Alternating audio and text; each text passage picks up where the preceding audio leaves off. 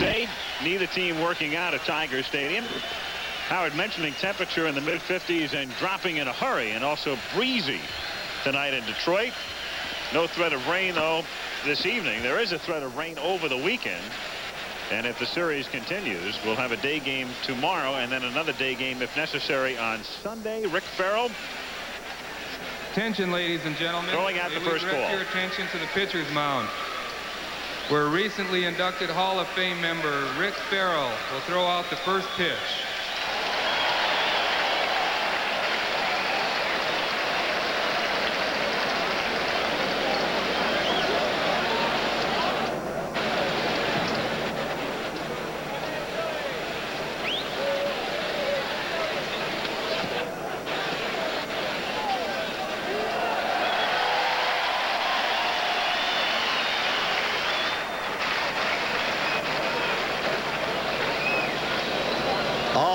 The starting lineup for the Kansas City Royals, leading off Willie Wilson, batting second Pat Sheridan, batting third the batting leader of the team George Brett, batting fourth George Orta. He got a triple during this series, one of 2 extra base hits for the Royals. And then comes Darryl Motley. After Motley, the man they're hoping will explode, Steve Balboni. Then comes the second baseman, Frank White, who loves this ballpark. After him, the catcher, Don Slaught. And finally, the shortstop, Onyx Concepcion. To set the defense, Alfalfa. All right, Howard. Darrell Evans is at first base. He started game 1 at first, then game 2 at third, back at first. Lou Whitaker at second base. Alan Trammell is the Tiger shortstop. Had a perfect night at the plate in game 1. And Marty Castillo, as was the case in the opener when they faced Bud Black, is the third baseman. In left field is Larry Herndon. They platoon out there with Jones. Chet Lemon, the everyday center fielder. And around in right is the former Michigan State All-America in football, Kirk Gibson. Now making a pretty good mark in this sport. Lance Parrish is back of the plate. And on the mound for Sparky Anderson's Tigers is Milt Wilcox, who had his best season, 17-8, with a pretty high ERA for a man who won better than 2 of 3 decisions. Sparky is hopeful that he sees a little bit of deja vu tonight. In 1970, when Wilcox was 21 years old, he won game 3 of the National League Championship Series for Sparky against Pittsburgh. Now, those 3 umpires, Deegan, Bible, and Crystal, worked the plate first and second in Kansas City. They have been brought to Detroit, and supplementing those will be 3 from the area here. At third down the line and in right, Cossey, Brunchy, and Zivik. So again tonight, you've got the former American League umpire, Bill Deegan, who worked the plate in game 1 and worked the plate in game 2, also working the plate in game 3. There's been no rotation here. And see, it's worked so far because Deegan has been involved in very few, I wouldn't even call them altercations. There's been some griping. Willie Wilson hopped at the plate the other night when he was called down on strikes, but on balance, he's done a great job calling the balls and strikes.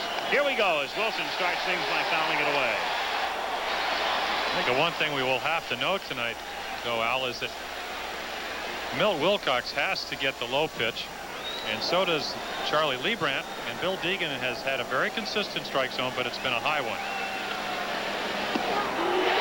And that's the last thing a good sinker ball pitcher really needs to see. Well, Wilcox doesn't sink the ball. He's just a basic cut fastball, has a great fork ball, and has a slow curveball, no slider.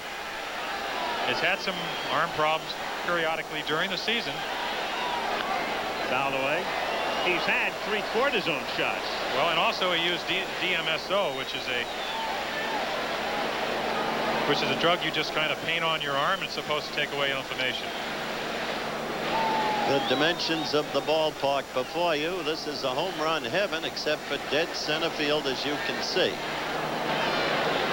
A lot of room out there, Howard.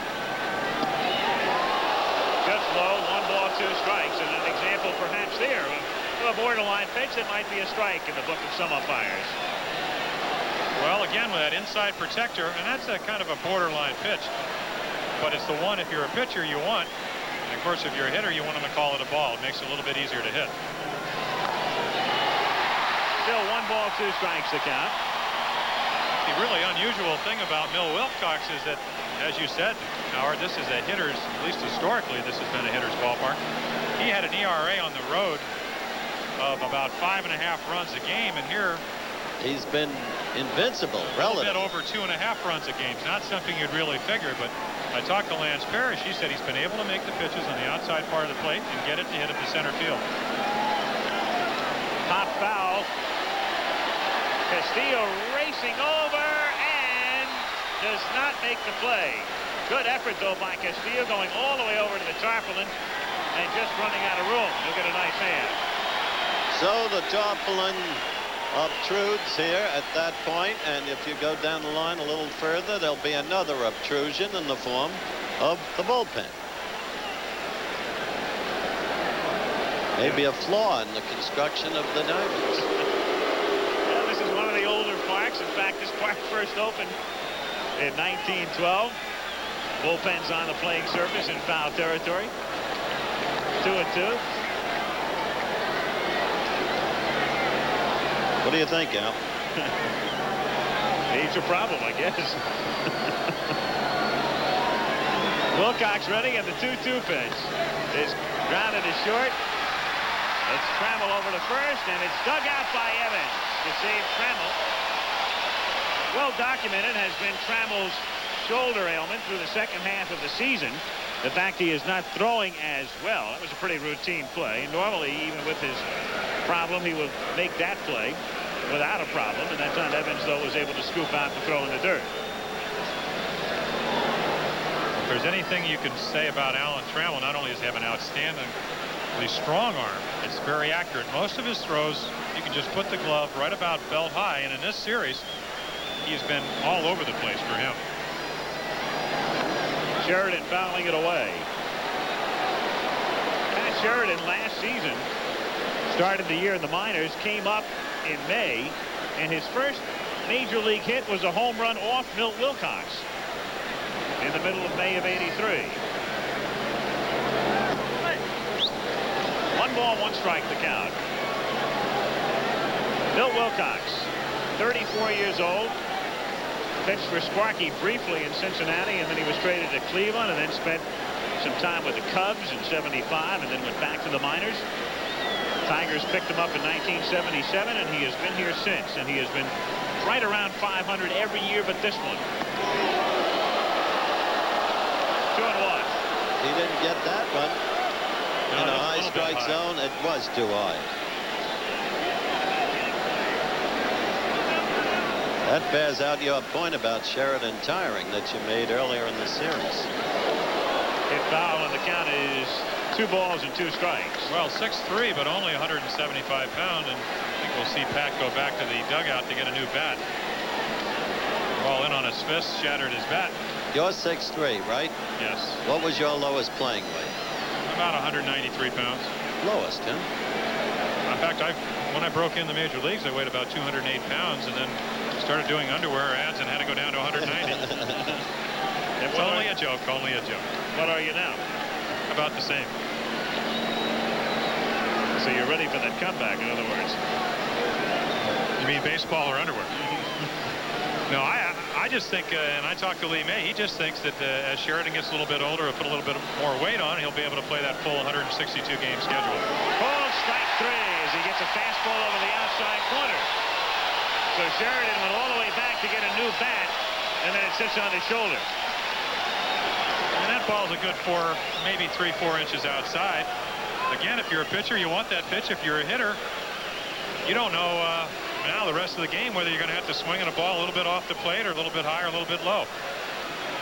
It's one of the few pitches in the 3 games that Bill Deegan has umpired that he has given to the pitcher that hasn't been a strike as far as being an inside or outside.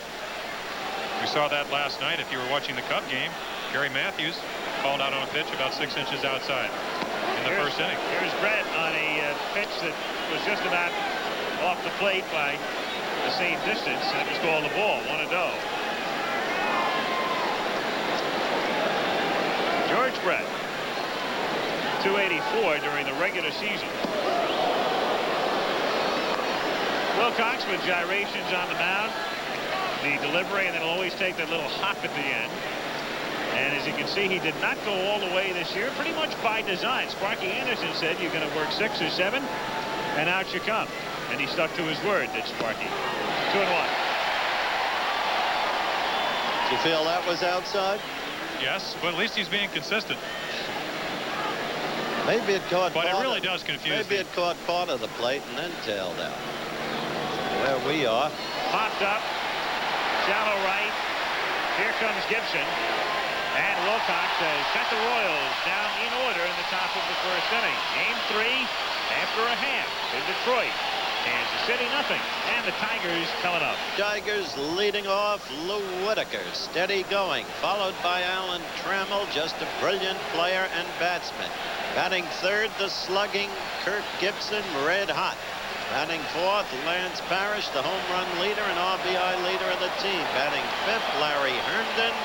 And batting sixth, Barbaro Garvey, so useful as the DH and in other capacities. Batting next, Jet Lemon.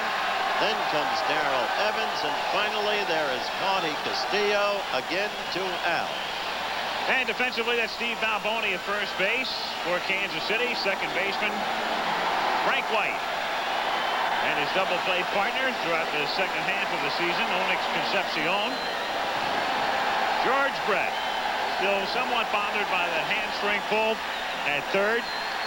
In the outfield, Darrell Motley is in left field. He's the fellow who spent last year in the Detroit farm system on loan. Willie Wilson in center. And Pat Sheridan in right field for Kansas City. Back at the plate is Don Slaught. And the pitcher is Charlie Leibrandt. Leibrandt made his major league debut with Cincinnati in 1979. That was the year after Anderson left there. And Charlie did get into the league championship series that year, facing one man against Pittsburgh. Pirates sweeping the series, but he's been up and down since. And then over to Kansas City in a trade.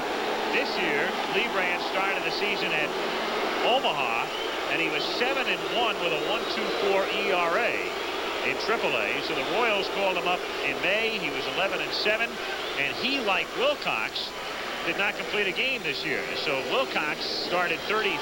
Leibrandt started 23. Between the two of them tonight, you've got 56 starts and no complete games. Lou Whitaker, Alan Trammell, and Kirk Gibson. In the bottom of the first inning, Tigers in each of the first 2 games have scored 2 runs in the first. And Whitaker gets him started, but hits it foul down the left field line. Just foul, 0-1. But enough to scare them. They've had enough of these quick starts of the Tigers. The Tigers have been doing that all year long. Getting the quick start, getting the leadoff batter on base. There have been 20 innings in this series. Detroit has had its leadoff man reach base 9 times, has scored 11 runs in those innings. No balls and 2 strikes now on Whitaker, American League Rookie of the Year in 1978.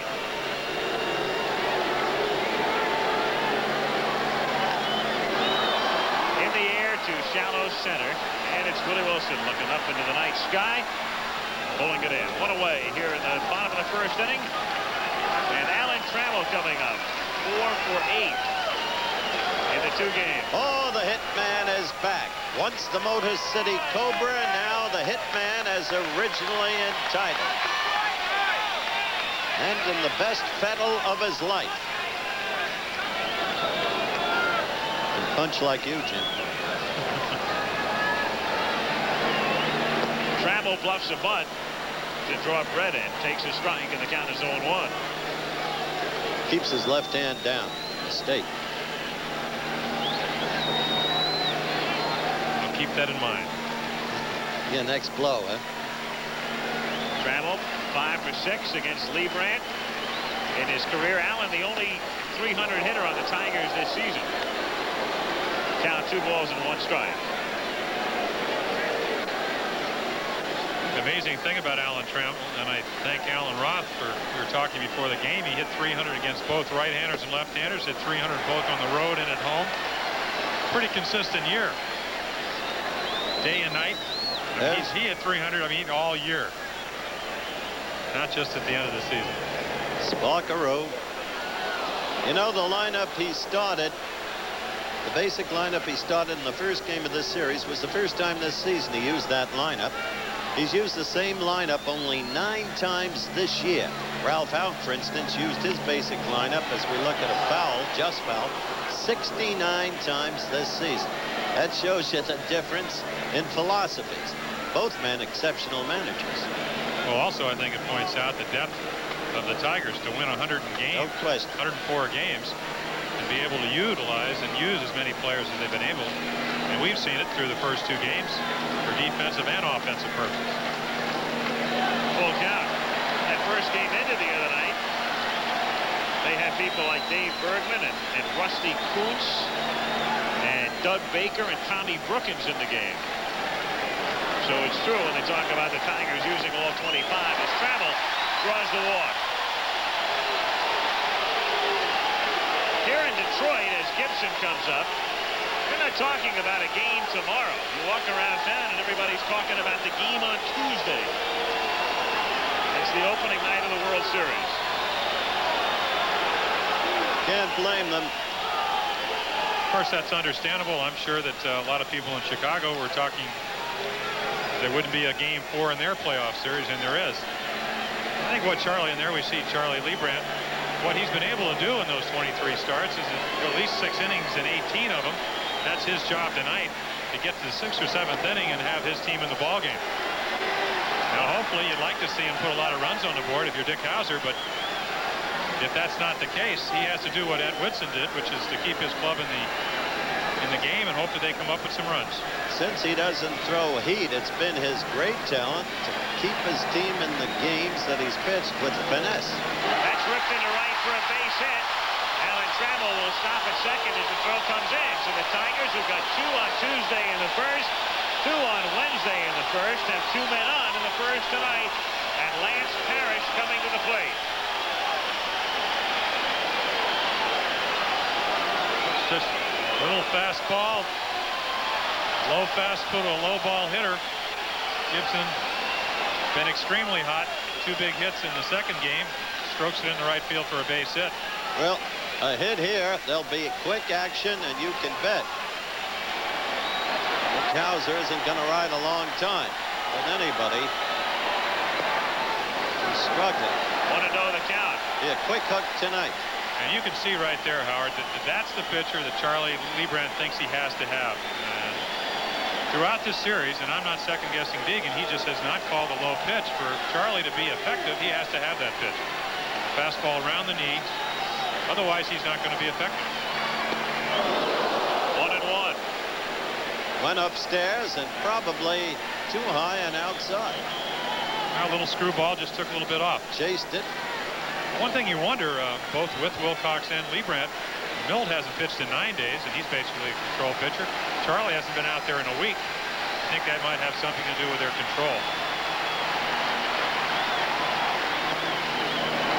2 balls and a strike on Parrish, who led the team in homers with 33, led him in RBIs with 98. Well, American League's all-star catcher this season. Sorry, Al, this is an Earl Weaver situation, the 3-run home run.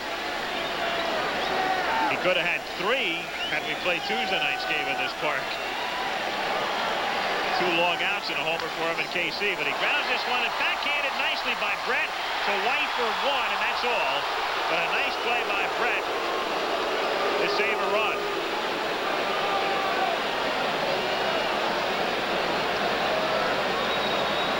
Overhead camera. Nice backhand play by George.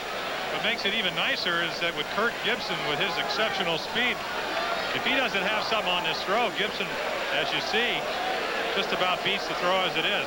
Excellent call. Tough call. Because George had to take 2 steps after gathering the ball in, then whirl around, take an additional step back, getting off the throw to get what he had on the throw. And on the replay, it looked like either way.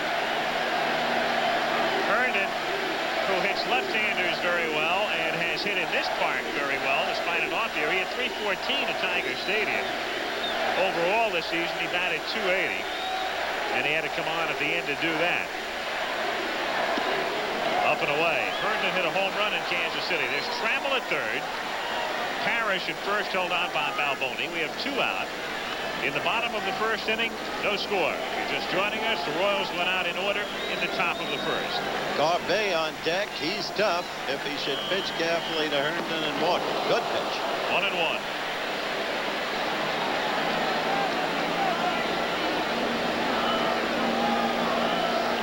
Charlie Leibrandt, through the course of the game, pretty much expressionless. They talk about him in the clubhouses being a tough competitor and all of that, but as you watch his facial expressions, they will hardly vary through the game. 2-1. Well, he's a pitcher, Al. He's not a thrower. I mean, he has to really concentrate. He knows what he's trying to do. He's not a type of guy that can get behind the hitters and just throw fastballs and overpower them. So he's thinking. He has a game plan. By the way, Jim, in contrast to the Morris-Petrie syndrome, there hasn't been one pitch thrown so far tonight in the 90s. Well, we're not talking about 2 overpowering pitches. Right. We're talking about guys that just have to go out there and pitch their game and make good pitches. Otherwise, they're going to be ineffective. Fouled back, and the count 2 balls and 2 strikes on Herndon.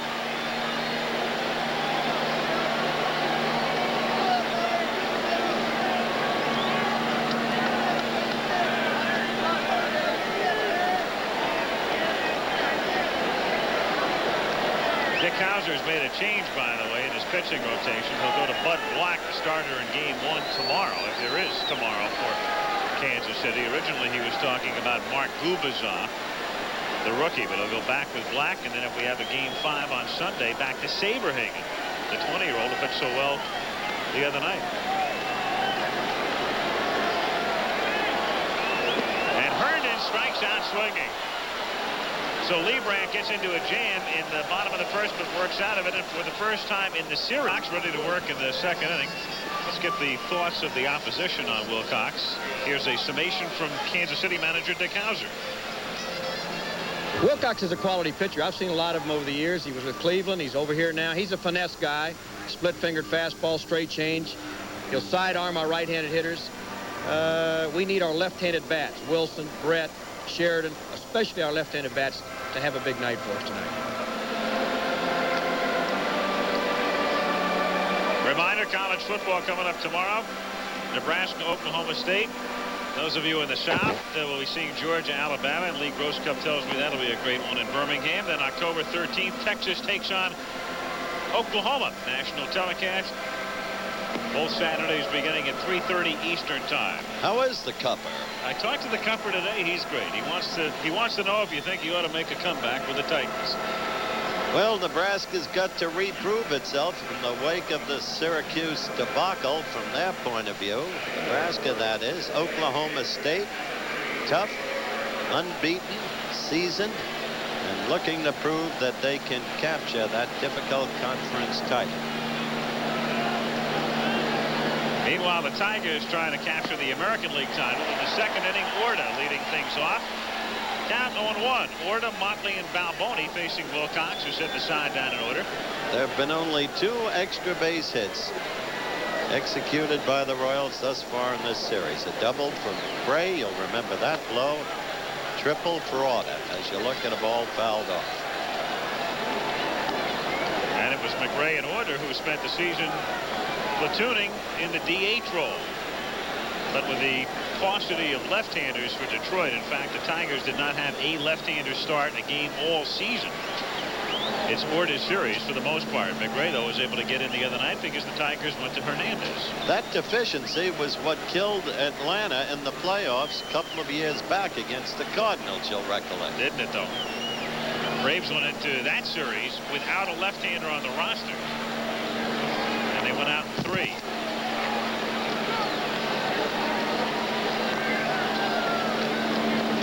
Orta, that sort of reflects what Kansas City did here. Remember, yeah, they love this ballpark. Royals won 5 out of 6 in this park. Counting the playoffs, Detroit won all 8 in Kansas City. Road field advantage. Well, they outscored him like 35-21 here, and the Tigers went into Royal Stadium and scored 40 runs, and Kansas City only scored 19. Almost averaged Kansas City did here in Tiger Stadium 6 runs a game. They're going to have to do that tonight. It would make it a lot easier to win. Oftentimes that really has to do more with how a club is going at that particular point as opposed to head-to-head or playing particularly well in the ballpark. That can sort of be deceiving, but it is ironic that the home team has won only 1 game all year. And that was the very first one, which Detroit won here. Line drive right to Evans, 1 out. But in that vein, Al, Frank White, for instance, loves this ballpark. He can get those up-a-deck home runs that would be easy flyouts in Royal Stadium. Funny, in a way, some of the Tigers look like they play a little bit better on AstroTurf than on natural grass. Well, that just speaks again, as we said, about their team speed. Here, you hit it on the ground here, and it's tough to get it through the infield. And heavy grass. Here's Motley with 1 out and the base is empty. Looking at a strike. 0-1 on Darrell. Motley, one of the new puzzle parts put together this year. Remember, for a long time, the Royals in the outfield went with Amos Otis in center, and Willie Wilson had been playing left. He swings and misses, and then with Otis gone, they were able to move Wilson to center. Left field opened up. Motley's filled that role for the most part. A little curveball in the book on Motley. You want to get him out of the strike zone. Throwing breaking balls low and away and fastballs up and in. And down he goes. 2 strikeouts for Wilcox. 2 down. George Kell. Great Tiger third baseman, now a Tiger broadcaster. Marvelous guy. This one's Swift in Arkansas. Ralph Houck made a deal with George Kell. He was retiring as manager, as everybody knows. And Kell is an automobile deal out here, and he gave Ralph a heck of a deal. But Betty Houck, Ralph's wife, will continue the story after this pitch. This is Balboni leading off. 1-0. It had one defect that she didn't like, so they rejected the car. George said, fine. Mrs. Yorkie comes in and gives Ralph a brand new car with everything just the way Betty Houck wanted. So off they went to Florida, retired now, but in the new car.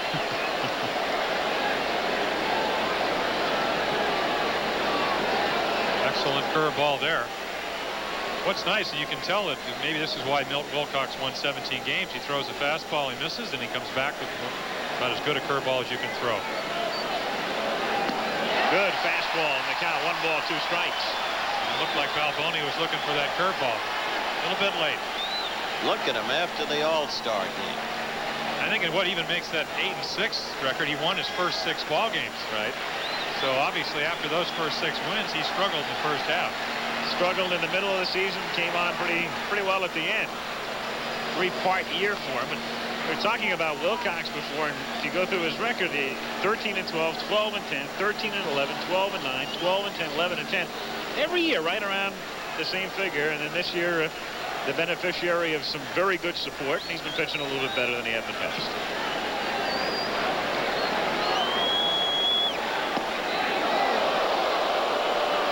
Full count on Balboni. This is a ballpark where Steve should erupt as we look at this special view of Tiger Stadium.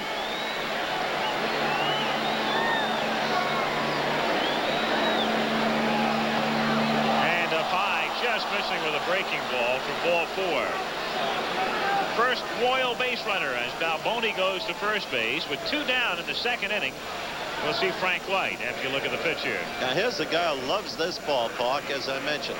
You know, Al, you were going through the past records of Wilcox. There was a press conference at our hotel yesterday, and you were elsewhere occupied. Milt Wilcox was there, Dick Hauser and Frank White. And Milt Wilcox was talking to the writers who were talking to him about the fact that this year he had won 17. I tell you, Jim Palmer, he sounded exactly like you when talking to them. He talked about the luck involved in pitching from year to year, which you've so often done. Isn't that true? Definitely. They averaged 6 runs a game when he pitched, which obviously makes it easier to pitch. Another thing, he was healthier this year. He pitched more. maybe not in terms of complete games, but he was out there, even though he had the cortisone shots, used the DMSO, he got out on the mound, and he's made great pitches almost all year, except that little bit of time in the middle of the season now when he struggled. Can't win games if you're on the bench. No balls, 1 strike. I know about that. And 1-1 now on White. Why were you on the bench? It's not a bad character right there. Don't ignore the, you ignored that sign, Howard. You're up all night painting it. I mean, come on. 1-1 pitch. And the count is 1-2. Everybody knows from Monday Night Football that Roone Aldridge and his minions come in the day ahead of the day, and they spend all night painting the sign. That's what I've always read. I know.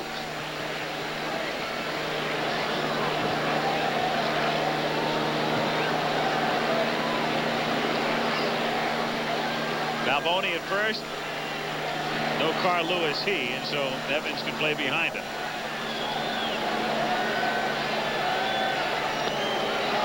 Just missing, and the count is 2 balls and 2 strikes. See the flick of the foot by the plate umpire Deegan as he looked over to the dugout as if to indicate inside.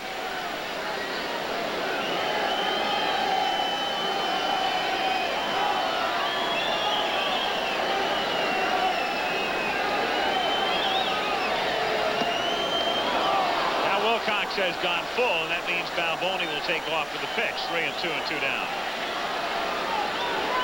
Royals and Tigers are scoreless. Second inning. Off day for the National League today. They're back in action tomorrow night in San Diego. Game 4.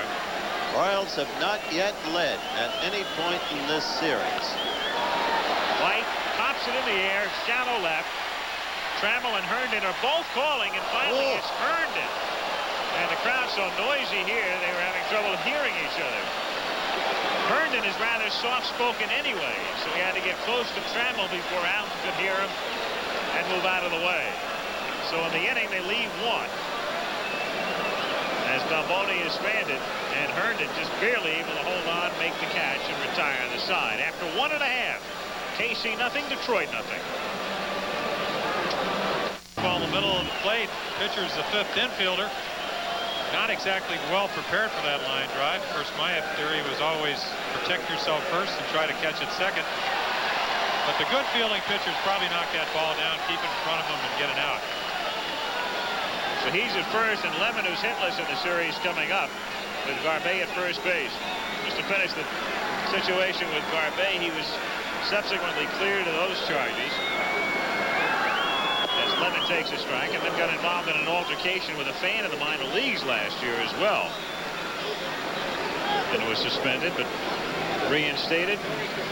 Now in his rookie season with Detroit.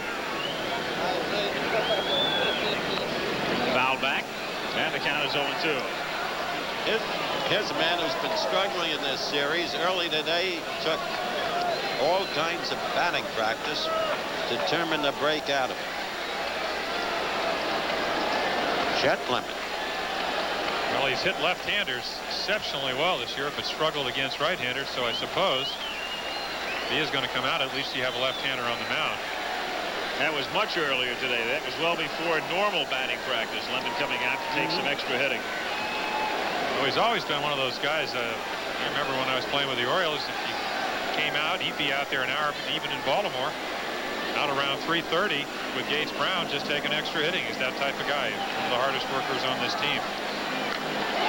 Rip foul. Still a ball and 2 strikes on Lemon. You mentioned the poor fielding effort by Leibrandt on the Garbey drive.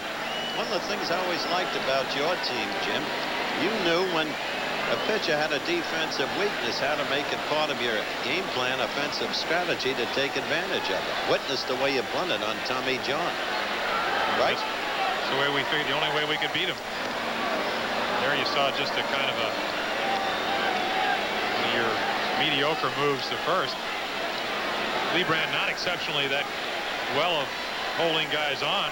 9 out of 11 stolen on this year. It's softly down to third. Brett goes to White. That's all they'll get, settling for the force to erase Garbey. So Lemon is now 0 for 11 in the series, but he's at first base with one away. And the batter will be Darrell Evans. Evans, the first big name free agent the Tigers signed.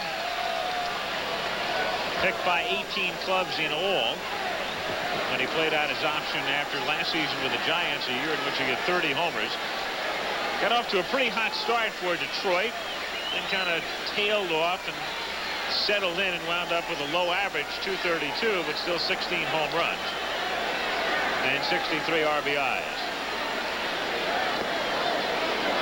So a lot of action as the DH, but you can move him around as Sparky is doing in this series. First and third. A couple of years he played left field for the Giants when McCovey was at first.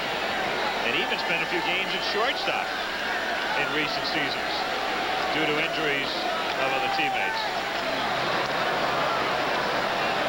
Had an interesting talk with him.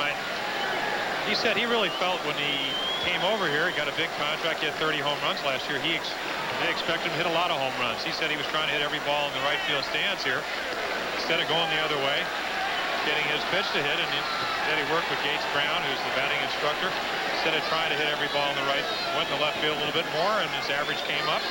The home runs came naturally because he's a good low ball hitter. In fact, he hit a couple of balls the other night that were probably in Royal Stadium were outs, but here it might have been home runs.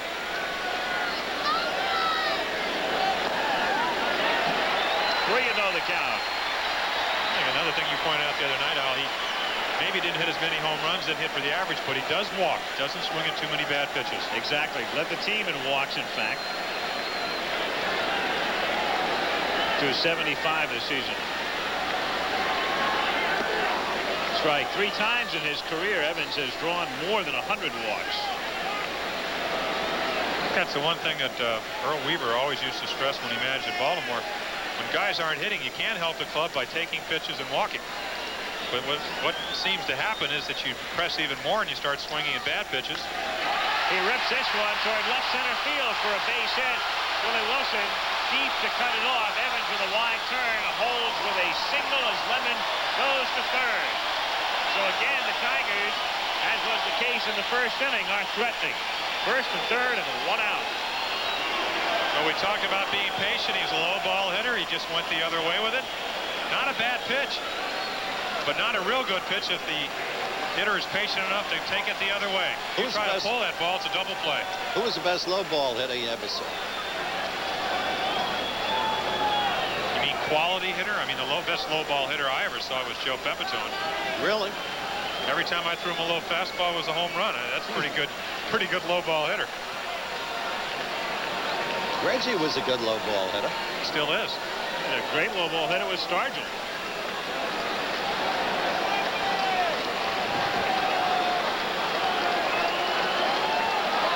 Here's Castillo.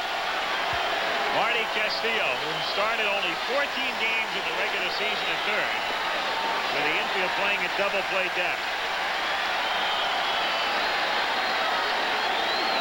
Sparky Anderson, he's always been sort of a hunch player in a way, and his hunch coming into this series with that revolving door at third would be that Castillo would be the guy against left-handers, even though he'd only started those 14 games. Marty had a couple of hits the other night. Not a whole lot of power, but kind of sprays the ball around. I think maybe one of the things he was thinking about, of course, Tom Brookins has played a utility role, had a pulled hamstring that bothered him off and on all September. I think he could count on Castillo where he couldn't count on Brookins. And as we pointed out the other night, his third baseman, according to Sparky anyway, of the future meaning next year, will be Howard Johnson. Good offensively, not very good defensively at this point. He gave us a very impressive pair of performances in some games we did early. Yes, remember? Oh yeah. Oh yeah. Home run power. That's grounded down to short. Concepcion to White and back to first, not in time. Ball really not hit that sharply. Concepcion waiting for it, and then by the time White was able to turn it over the hard charging Evans, Lemon has scored to make it 1-0. Well, Lebrand made the pitch he wanted. Good sinker away. as you said, Al, not hit hard enough. You're going to see a great effort by White right here on the pivot. Pretty close play at first. You can call it yourself. Looked like he was safe by about a half a step. Good call. 1-0 here is Lou Whitaker outside. So the Tigers are in front again.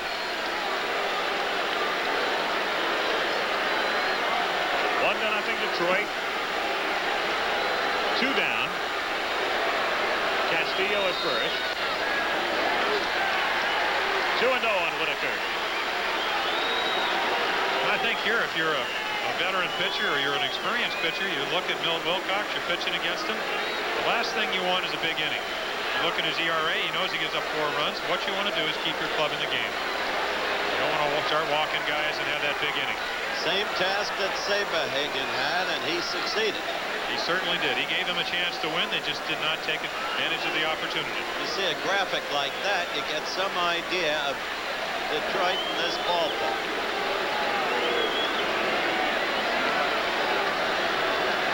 Runner goes. Good jump. Pitches low and outside. Slots. Throw sails into center field. And Castillo goes to third.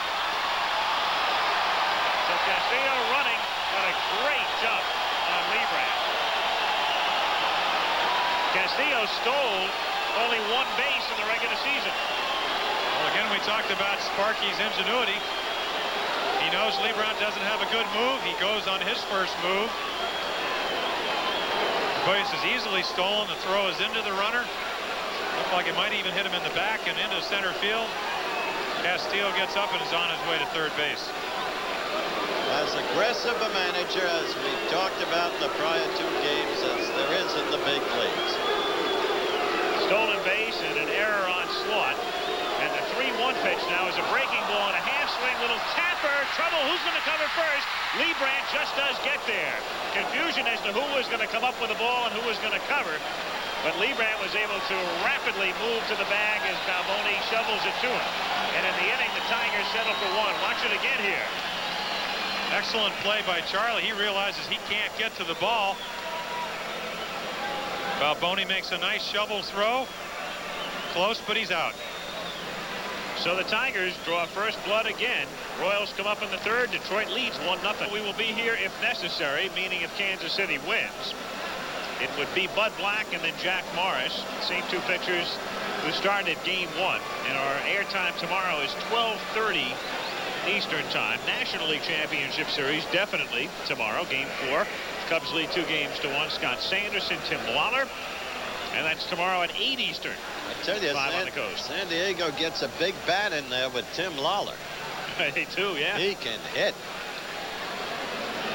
Kind of guy that with his bats kept himself in a few games in his career in which he might have come out for a pinch hitter in the middle innings. Slot to lead off as we go to the third. 1-0. Slot, Concepcion, and Wilson. There's Jim's point about the low strike. That looked good. Well, I think if Wilcox had his druthers, he'd rather get the low strike than the high one because that's where he's most effective. Don Slaught is the only Royal with 3 hits in the series. 3 for 8 at 264 during the regular season. I think that exemplifies a point is that those hits have been singles. And in Royal Stadium, basically, Kansas City doesn't have that kind of power. You talked about it the other day. You talked about they're trying to draft people. They don't want to go to grass there because their whole organization is based on speed, maybe not hitting the home run with the exception of Balboni or Brett. Here in Royal Stadium, 2 more of their batters are home run threats, specifically a guy like Frank White. Tiger Stadium. Excuse me. You're right.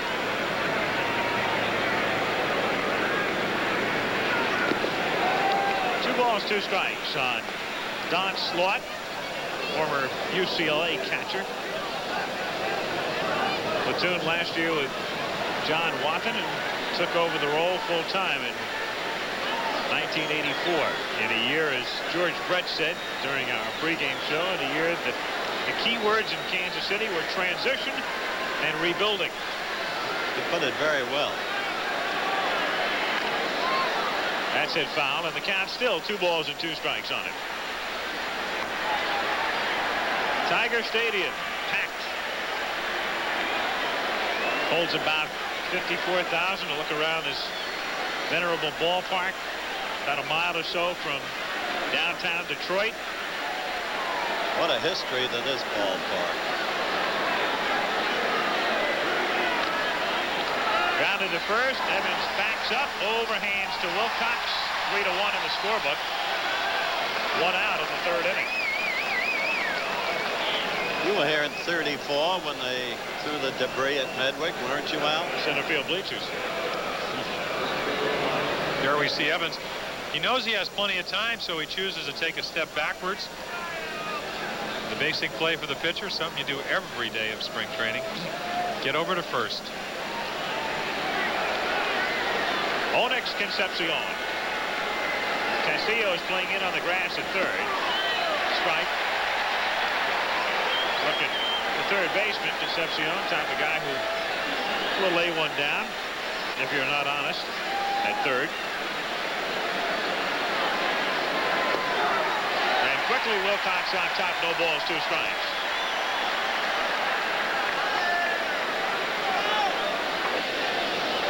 He hasn't had a good series, unfortunately, because Al called it right on the button. He was charged with an error that could have been called either way.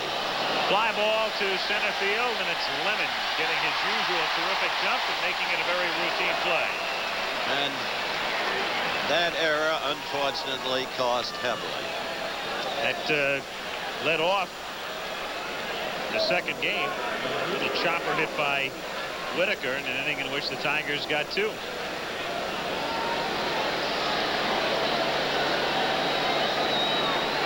Willie Wilson grounded out in the 1st inning.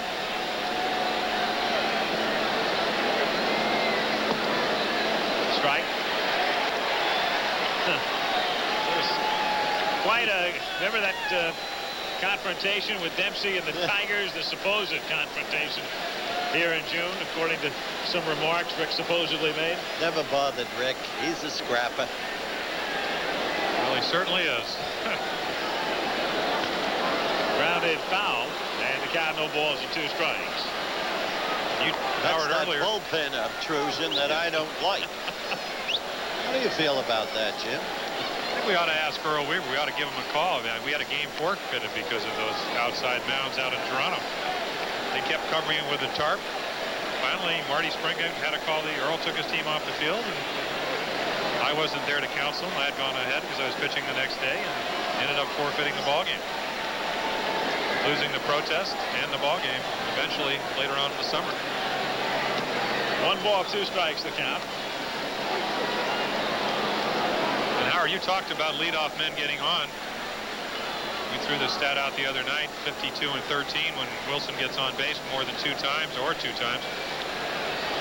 For them to get some runs on a board, this would be a good starting place. I mean, he just changes the whole complexion. You know the next hitter is going to get fastballs because if you don't throw fastballs, it's a double. You know, that's it. You know, on balance, if he singles, it's a double. He's going to go to second, but unfortunately, there are 2 out. What a glorious shot from the Goodyear blimp. Goodyear blimp Enterprise. Jim Maloney, cameraman Charlie Mitchell. The great thing about the Tigers, what they've come to mean to this city, is they've been an integral part of the city's whole urban rehabilitation. They're part of this city. They've made it one of the most spirited and prideful cities in America. Well, I learned from the renovation in downtown Baltimore, you feel good about yourself, you feel good about your city, and that's certainly been one of the great renovations in, I guess, our American country. To left field, off the bat of Wilson, right into the glove of Herndon. And Milt Wilcox is not allowed a hit through 3 after 2.5. Tigers 1. Royals go to the bottom of the 3rd. He talks about his problems facing left-handed pitching. I always thought I could hit left-handers. It was a matter of just leaving me in there and letting me see the pitches, recognize the pitches, and I thought I could always hit. I had some tough times. Sparky and I went through some tough times. Him and I disagreed. He's the boss, so I was platooned, and to me, when my manager calls me back against a lefty, he's telling me that I can't hit one. So maybe I developed somewhat of an attitude that when I wasn't there against the lefty, I said, wait a minute, this guy told me the other day that I can't hit him. Now he's put me there against him. So I did, you know, like I said, I didn't have that good of an attitude. Kirk Gibson, who will follow Trammell, leadoff batter here in the bottom of the third inning. 0-1 the count. Trammell walked in the first, having a good championship series. Gibson and Parrish to follow. Tigers lead 1-0. Trammell hits it to deep left field. All the way back goes Motley and makes the catch in front of the auxiliary scoreboard. So he got good wood on it, but it stays in. I'll tell you, Jim, Lebrun has been living on the precipice of peril. First 2 innings, now that shot to start the third. Now there's one away. What do you think? Well, still 1-0. I'll give him that. That's what they say about him. He keeps them in the game. Well, he doesn't strike out too many guys. He doesn't walk too many guys. He's going to make him hit the ball. Look at the series this man has had. Gibson talking about facing left-handed pitching. Talked about, Howard, the problems he had with Sparky. Last year he hit 150 against lefties, and then this year he came back and hit 265 with 9 home runs against left-handed pitching. He's getting there. That's the way Duke Snider was originally. But he kept improving himself, and there came a day when Red Barber commented that he was beginning to hit lefties like Dixie Walker. Well, the thing about Gibson is that, and you can see his stance from the center field camera, he's right on top of the plate. He doesn't really give in very much. And we saw on that 425-foot home run, which a lot of guys would have just hit for a fly ball, he hit it right over the center field fence. He's got tremendous strength. So even if he bails a little bit, he's still strong enough to hit it out of this ballpark and just about any ballpark in the American League. That was some blow in Royal Stadium. It wasn't a bad pitch. He just hit it 425 feet. 3-0 pitch. He's taking all the way here and looks at the strike, and the count is 3-1. Take another guy that's not quite as strong. It's just a fly ball. I mean, that's all it was. It just happened to go 425 feet.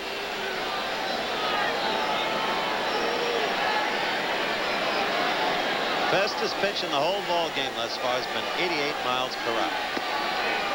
And now Gibson is aboard, so Kirk is at first base, and he can run. Great speed. He's a great line receiver. All-American. Michigan State scored 24 touchdowns there. Played 1 year of baseball for the Spartans. Led the Tigers this year in steals with 27 as Parrish comes up. Well, it's a situation. You have a guy on the mound with a mediocre move, and you have a guy at first with excellent speed. Does he go or doesn't he go? I think you might wait till the next batter only to see if Parrish doesn't hit one out.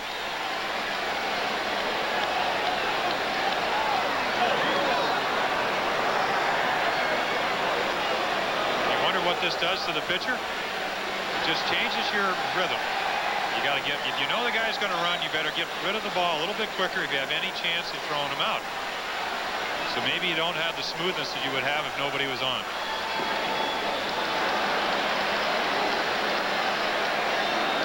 1 ball, no strikes to count. Tigers 1, Royals nothing.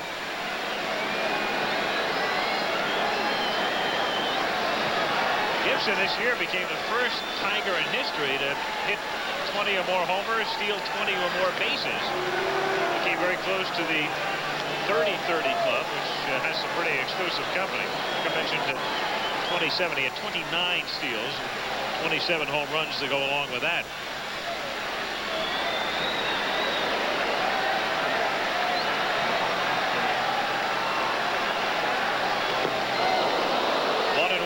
Turned it over a little bit. Yep. Well, when Gibson came up, Al, what he would do is just outrun the baseball. I mean, had a basic rudiments of the game, but that's about all. He said that in an interview the other day. He just came up here. He didn't know how to throw the ball, didn't know how to catch it, didn't know how to study a pitcher. He would just outrun it. Pure speed. That's when he talked about, there he goes. Swung on and missed, and the throw nearly hits him, goes into center. That looks like a replay of the last time Slot threw down to second. So it'll be a stolen base and another error charged to Slot. And Gibson is at third now with a count 1 ball and 2 strikes. He's going right on his windup. We talked about the pitcher getting rid of the ball quicker. The Slot knows he has to make a quick throw. And again, White can't get to it. Right into the runner. Man on third and 1 out. And Gibson really bought it on from second to third. Jordan was 10 steps toward home before Greek Grammar said get back here.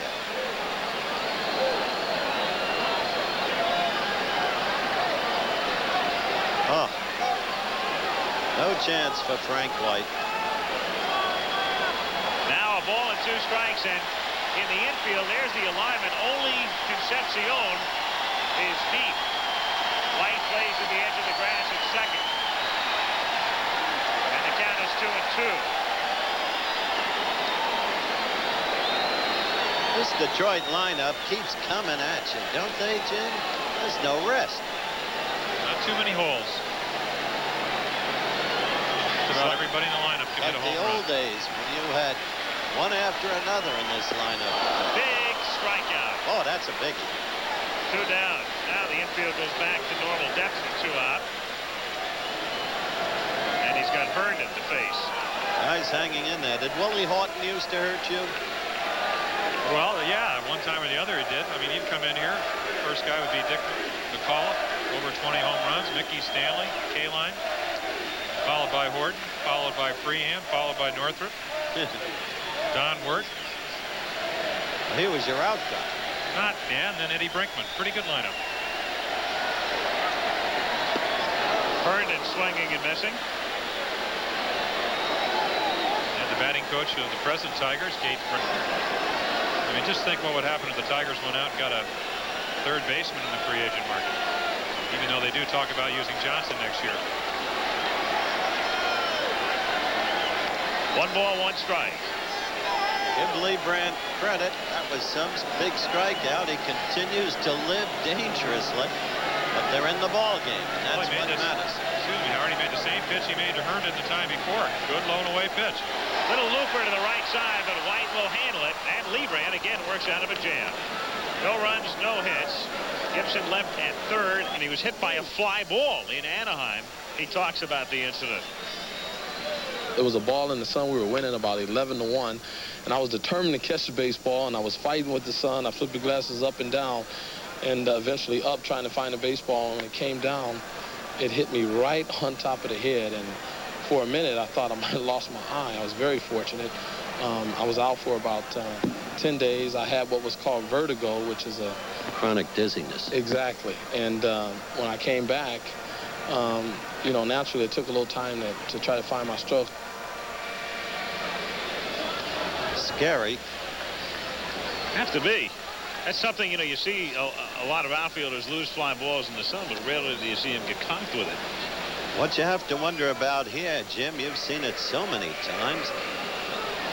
Tigers have had so many opportunities in just 3 innings, lost them. I won't say they squandered them. Give Lee Brandt credit. When you have low opportunities, frequently comes back to haunt you. Well, it certainly can. They, as you said, have somewhat of an opportunity to put them away. Well, Monday Night Football. The Niners with Joe Montana, Dwight Clark, Eddie Solomon, the rest of them, against the Giants with Lawrence Taylor and the rapidly improving Hedden, the linebacker from Clemson. Maybe a healthy Carson. Maybe. Pat Sheridan leading off in the 4th. 1 ball, 1 strike. And he fouls it straight back in the count. 1-2. Sheridan, Brett, and Orda. 4th inning. Kansas City is at 1 base runner. Malboni walked in the 2nd. Wilcox without a complete game this year. Again by design. Sparky Anderson wanting and normally getting 6 or 7 innings from him. And then to either Lopez or Hernandez. Grounded to the right side. It's Evans fielding, shoveling to Wilcox, covering for the out. 1 away here in the 4th inning. Milt had to get over there swiftly, and he did. Second time they've made the play 3-1, one gone, and George Brett comes up, flying to right in the first inning. This might be the time to get that run back and maybe more. He got Brett, he got Order, he got Motley, Balboni. Well, it still goes back to what we talked about earlier, not getting that leadoff man on. You know, as a pitcher, the most important thing to me was to get the first man you faced in an inning out. Once you do that, it makes the inning a little bit easier. 1-0. Amazing that Wilcox is even here. Tigers really told Milt they were not that interested in re-signing him last year. He was about to test the free agent market. Went to Hawaii on a vacation, came back through Chicago. Picked up a newspaper. The paper said the Tigers are interested in reopening negotiations with Wilcox. First Milt found out about it. 2-0 on George. This is the spot. Bad hitter to get behind on, Agent. Well, that's when he becomes a home run hitter. Otherwise, he's content with singling and going the other way. Liner to left, and that's a base hit and maybe more, and it's the first hit for Kansas City. Now, Brett, normally, if he was 100% healthy, might have tried to stretch it for two, but with that hamstring, he's not taking any chances at all. Settles for a single, 56 total bases, and that breaks Reggie Jackson's league championship series record in that department. Fastball outer half of the plate. Wilcox made a good pitch as far as keeping it in the park, but Brett just pinged it to left. Something he can do with a lot of regularity. Orta is the batter. That's what happens when you get behind, George. You're asking for trouble. This, a dangerous hitter, without question. Ball one. George Orta spent the last 4 years with 4 different teams. White Sox, Cleveland, Dodgers, Toronto, and then he came over to Kansas City. 1-1. The thing that hurt George is when he was with the Dodgers, really didn't get to play that much. Last year at Toronto, hit 10 home runs, but didn't hit for as high an average as he normally hits. I've always felt he's been a much better hitter when he played for the White Sox. When they had the artificial turf, he hit over 300. When they put the grass back in, he went down to 270, 280. That's when there was some who thought, that time at the White Sox you were talking about, when some thought in the league that he had the capacity to one day lead the league in batting. Well, compact stroke. Not above average power, but can hit home runs. Hits the ball where it's pitched. Hit 316, makes 74 with the White Sox. Fouls it away, off to the left and back out of play. Kid who amazed me hitting home runs this year was Mattingly of the Yankees. When we began the season, you weren't with us opening game. We began it right here, and I was talking with Earl Weaver about Mattingly. He said, Howard, he's a good compact hitter, but he'll never have power. And then later he said, well, somehow or other he does have enough power. And 24 home runs is enough power. Well, he matured as a hitter. I mean, he could always hit for an average. But what he did was, in the situation when the pitcher gets behind him, 2-0, 3-1, he looked for pitches that he could hit out of Yankee Stadium and some of the other park. He just became a more mature, studious hitter. And Orta's down.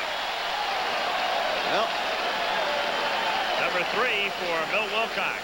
2 out in the 4th inning. big pitch for Milt. Now, Darryl Motley. He went for the low strike. Pretty good curveball. It's a pretty good philosophy to have, is to get ahead of the hitter and just throw that curveball just a little bit low, take a little bit off it, and Milt can do that. He throws 2 kinds of curveballs, one a little bit harder than the other. First wave of the night is making its way around Tiger Stadium as Motley takes a strike. 0-1. The Tiger lineup resembles the wave. An ongoing wave. Yep. Sometimes reaching tidal proportions. It's an interesting thing about playoff and World Series crowds. Don't you think historically they're a lot less noisy than some of the regular season crowds you might see? No question, and part of it is you don't see a lot of the same people you do in the regular season at the games. That's why. Tickets become a lot harder to get. Earl Wilson once pitched a no-hitter. Remember the 1968 Tigers? Good-looking man. Strong pitcher. Oh, he used to pinch hit for the Tigers. Excellent hitter. He went off the 440 sign off me once for a double. 68 Tigers. Every time you talk about batters, you describe the hits they got. You know you're going to be a Hall of Famer. Why? Well, you know why I remembered, Howard? I threw him a low fastball. He hit it, and it's a long way. Center field is 440 here. Hit it off the top of the fence, and then helped me out by trying to stretch it into a triple. We threw him out. I came up the next inning and hit a double, and I was smart enough to stay at second.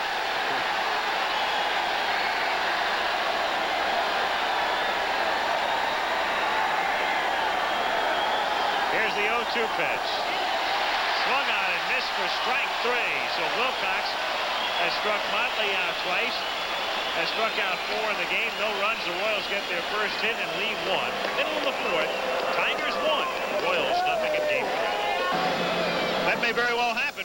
39 years ago, not only were the Tigers in the World Series, they faced the Cubs. And the folks here wouldn't mind a rematch. Cubs lead 2-1, and the Tigers lead 2-0 and lead in this one 1-0. But you must admit the Padres look like a different ballpark in their home orchard. You know, it's it's funny.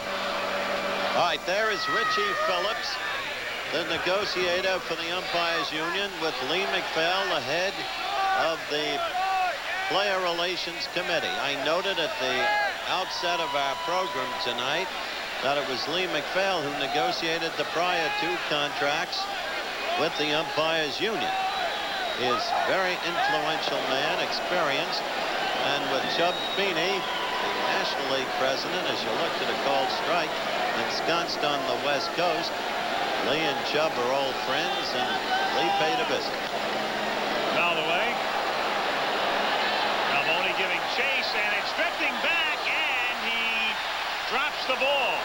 That one, when it left the bat, looks like it was drifting back into the seats. Balboni appeared to almost be giving up on it, but still had room, and Garbey is still alive. Well, Jim Palmer will tell you that the height of these stands normally prevents wind impact. Nothing like Wrigley Field conditions with the wind factor.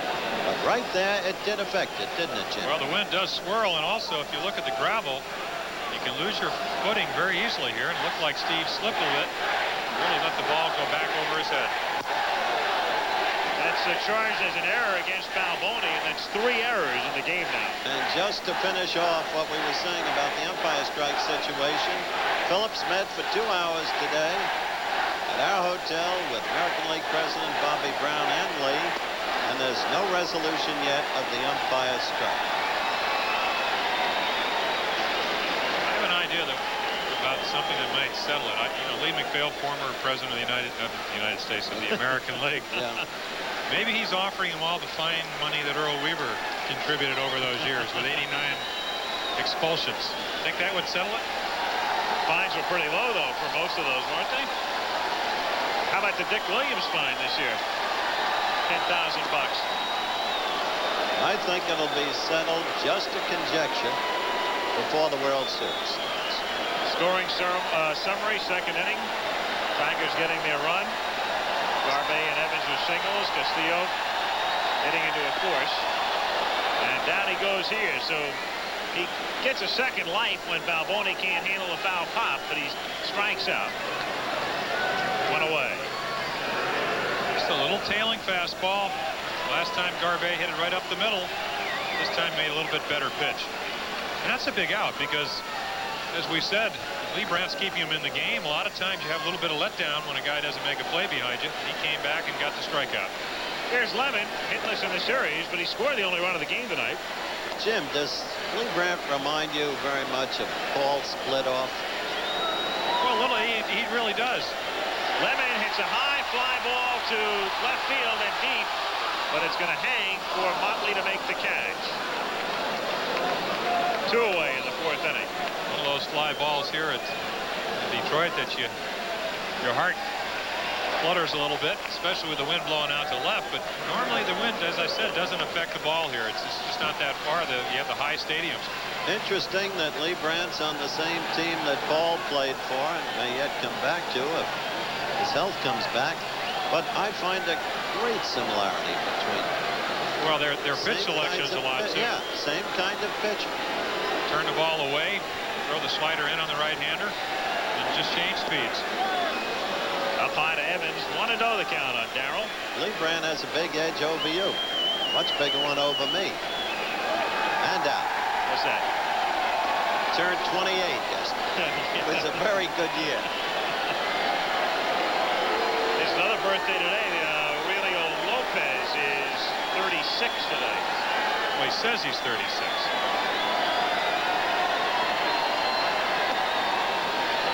2-1 the count. Jeff Gordy's birthday, I believe, is next week. He'll be 62. 40? Yep. Doesn't look that old. Never passed I the would ball. say he's a day over 60 myself. 2-2 the count on Evans.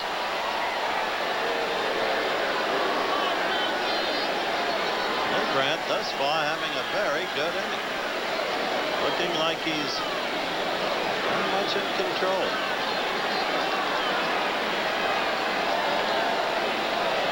2-2 pitch.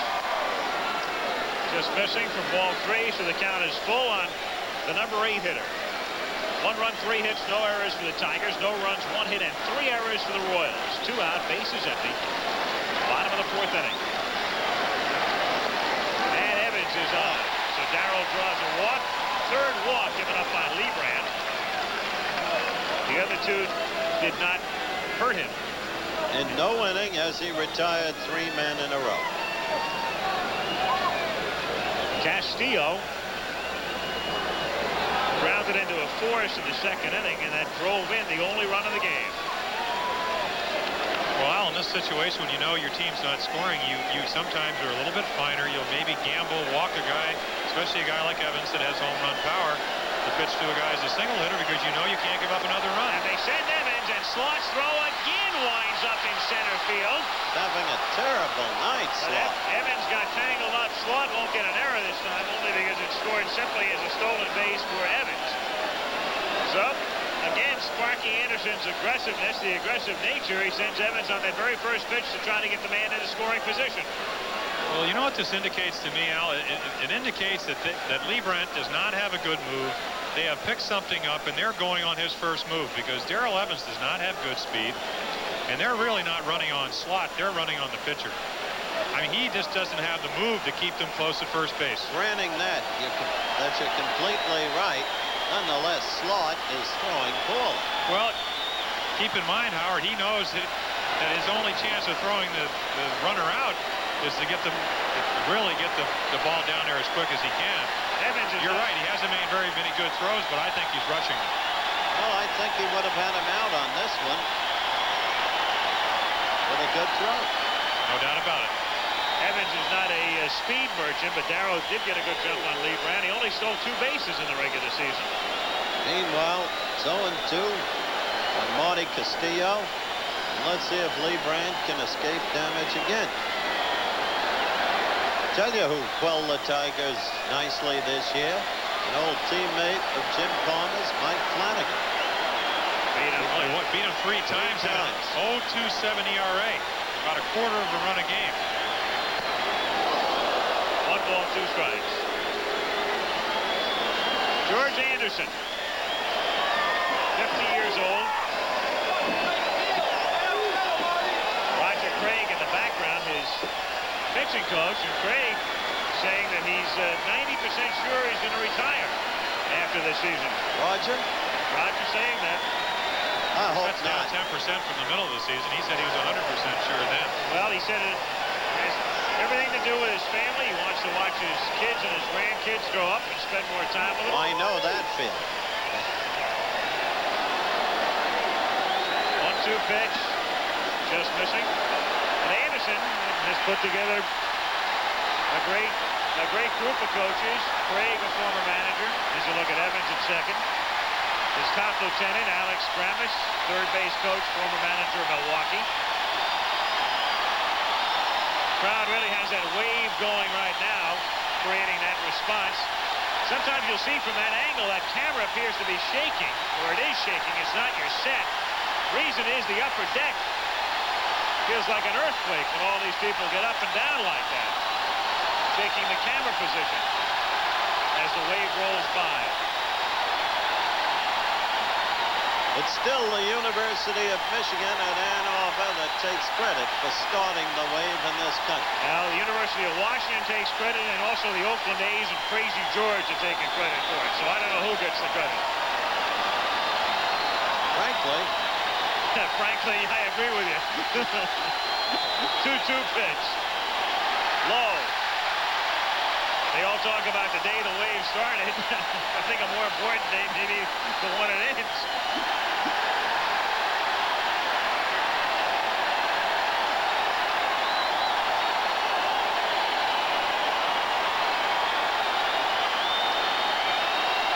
Pitch swung on and missed. A wave or no wave. They take care of Castillo here in the fourth. Tigers don't score. To the fifth we go. 1-0 Detroit. Here got a break. Good season for him. He talks about the effect Dick Hauser has had on him. He's done a lot for me. He's given me the chance that I always dreamed of. I was really excited when I found out I was traded from the Yankees to Kansas City. I never expected that I'd be given the chance that I did. I knew I was going to get a lot of playing time, but when I started out like I did, I was striking out a lot. I wasn't hitting for average, and I wasn't hitting many home runs.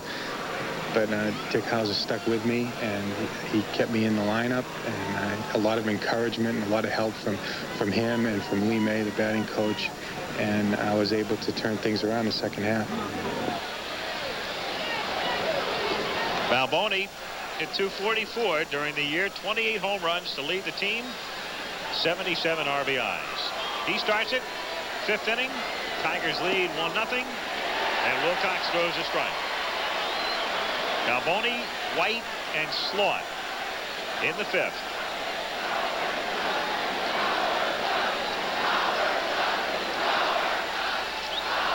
Oh, 1 pitch is a strike, and the count is 0-2. Wilcox has struck out 4, including Motley twice. 2 base runners for the Royals. Balboni walking in the second, Brett singling in the fourth.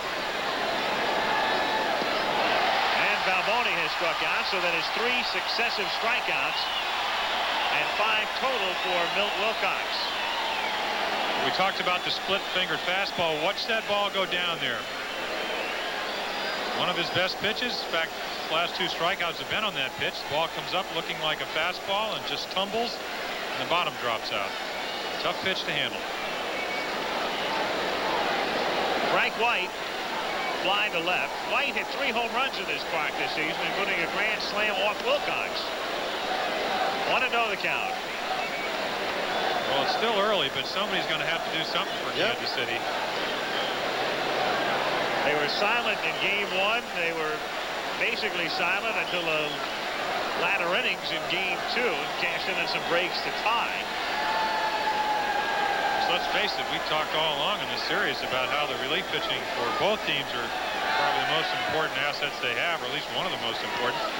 We're pretty soon getting into Willie Hernandez time for the Tigers. Broken bat. Barrel the bat winds up near the third base coaching box, and that's Mike Ferraro who will retrieve it. What's inside that bat? They've never accused White of it, to my knowledge, of putting cork inside. Well, maybe that's how he hit 17, which is about 6 more than he's ever hit. Take a peek at it. It's a funny thing when you're pitching. Sometimes you throw. I had Tony Armas, who I think hit over 40 home runs this year, 36 last 43. year. 43. Hit a ball with hardly a swing, no sound, about 440 feet over the center field fence. And I went up to look at the bat, and Ricky Henderson was there, and he said, "Oh, he just got a new order of bats, nothing wrong." I said, "No way." The ball, I mean, normally when a ball is hit well, you can hear the sound. When a bat is corked and they hit it, it just goes about 40 feet farther, but there's not as much noise. I always thought home runs were noisy. Maybe that's because the fans always cheered. grounded foul, and the count 1 ball, 2 strikes. What was that Dan Ford, Mickey Heath incident? That was a beauty. When Mickey grabbed the bat, Dan got in the tangle with him over the bat, and there was the umpire. George Steinbrenner brought me up to his office one day, said, I want you to see this. Bat had Reggie Jackson. This one now, it had take it apart, was corking. He said, there's the proof. I said, how do I know Reggie ever used this? Ford wound up getting suspended for a cork bat. Still a ball and 2 strikes on Frank White. Frank White was a graduate. Remember when the Royals came into existence and they put together that baseball academy? Yep. And it's been disbanded, but White and UL Washington were a couple of guys who came out of there. Frank, the most prominent graduate. Fouled away. And White, Washington, Rodney Scott was another fellow who went to the academy. They tried to keep it going, but it just wound up costing too much money. Well, that shot's from our Goodyear Blimp Enterprise, Pompano Beach, Florida. Pilot is Jim Maloney, Vienna, Virginia. Cameraman's your old friend Charlie Mitchell. Charlie Mitchell. Alfalfa. Fouled away. Charlie Mitchell was the fellow, remember at the Olympics, the crane that was twice as high as the outside of the Coliseum. That was Charlie Mitchell, about 9,000 feet in the air. I always wondered if you'd have the guts to go up there. Yeah, right. To call the shot put.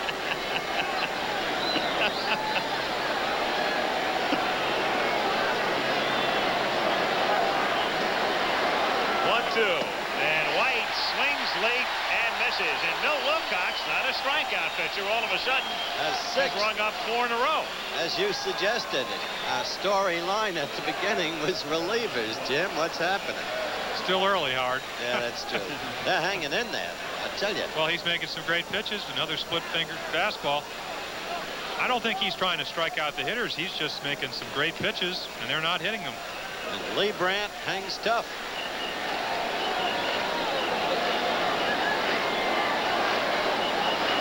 Here is Slaught. Grounded slowly to third, and Castillo goes across the diamond. Milt Wilcox in 5 innings has allowed just 1 single and a walk. He's rolling along, and so are the Tigers. We're halfway through it. Detroit 1, Kansas City 0. Coming up, college football, Nebraska, Oklahoma State, or Georgia against Alabama. Nebraska trying to get healthy again. Those are the 2 games tomorrow, and then on the 13th of October, Texas takes on Oklahoma in a national telecast. Boomer Sooner. Eastern time, that's right. Sooners, Longhorns. Yeah, what do you think? I think that Texas has an exceptional team. Can beat most anybody at the college level. The way it looks right now, Joe Paterno would second that motion after last week.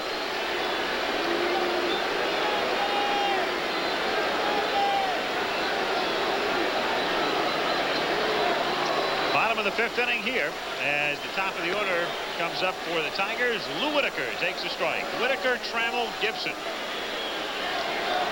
Would you start somebody working in the bullpen next inning, Jim? Well, I might think so. I had talked to, usually the guy they would use in middle relief would be Joe Beckwith. Hurt his elbow earlier in the year and then kind of favored that and strained his shoulder. I'd give him a little bit extra time. You just can't let the game get out of hand at this point. But Lee Brandt, Charlie's really pitching a fine game.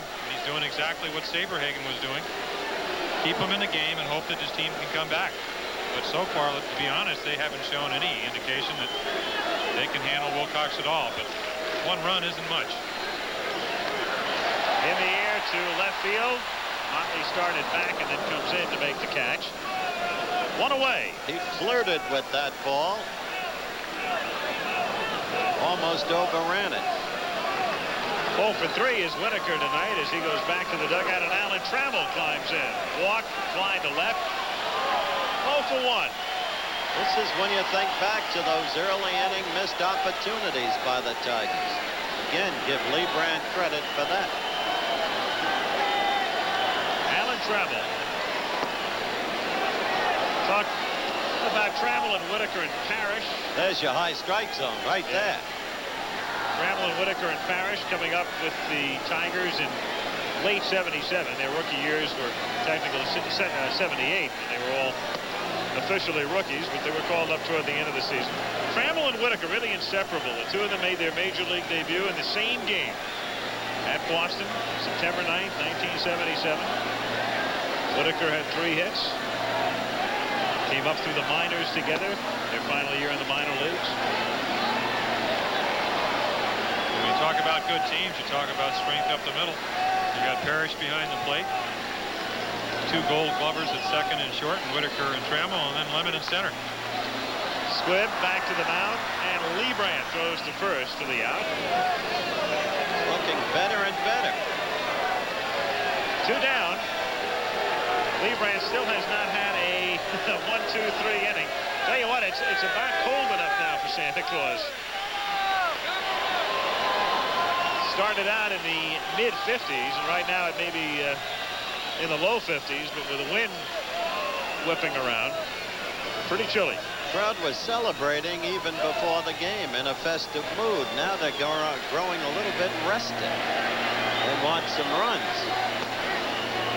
So do the Tigers, but there's the Goodyear blimp. Charlie Mitchell has left the crane. No acrophobia. 2-0 the count. That's about as much of an expression as you will ever see on the face of Leibrandt. Well, that half grimace. He's concerned. Gibson hit the ball very hard the first time. He walked him the next time, and he's gotten behind him both the last 2 times, and he can't afford that home run. Just took something off it, gets it in for a strike. 2-1. I really think that if you look at the kind of stuff he has probably a little bit more effective against right-handers because he has more pitches for him. In fact, over the course of the year, right-handers had more trouble with him than the left-handers, which is kind of unusual. Most left-handed pitchers, you think, would automatically be able to get left-handers out better, but he hasn't been able to do that. Gibson's been on twice tonight, a walk and a single. Well, plus good pitchers have good memories, and he was paying attention, keeping the chart in Kansas City. He saw Saberhagen make a good pitch in the middle of the plate. He saw the home run and the double. He's got respect for this guy. And he strikes Gibson out. So Leibrandt has his first 1-2-3 inning. He ends the 5th with his 5th strikeout. Looking better and better. And the Tigers continue to lead in the ball game in Game 3 as they try to wrap up the pennant. 1-0 Detroit. Back with more after this word from your locals. In Detroit, Al Michaels, Howard Cosell, Jim Palmer. Back with you tomorrow if Kansas City wins tonight. Black against Morris. We'd be on the air tomorrow if there is a game at 12:30 Eastern. 9:30 in the morning on the Pacific Coast. National League Championship Series. Game 4 tomorrow night. Twin D will be out there with you. Chicago takes on San Diego with Scott Sanderson facing Tim Lawler. Padres trying to get even in the series at 8 Eastern time. Wind is hot. The wind is hot. Made an interesting point the other day. Greg Lefferts with the no wind-up delivery. Recall that it was Bullet Bob Turley. You're old enough to remember him, Jim. Who regained control or gained control by the no windup, but the man who really made it famous after that was Don Larson with the perfect game in the '56 series. One of my teammates the year I broke in, 1965.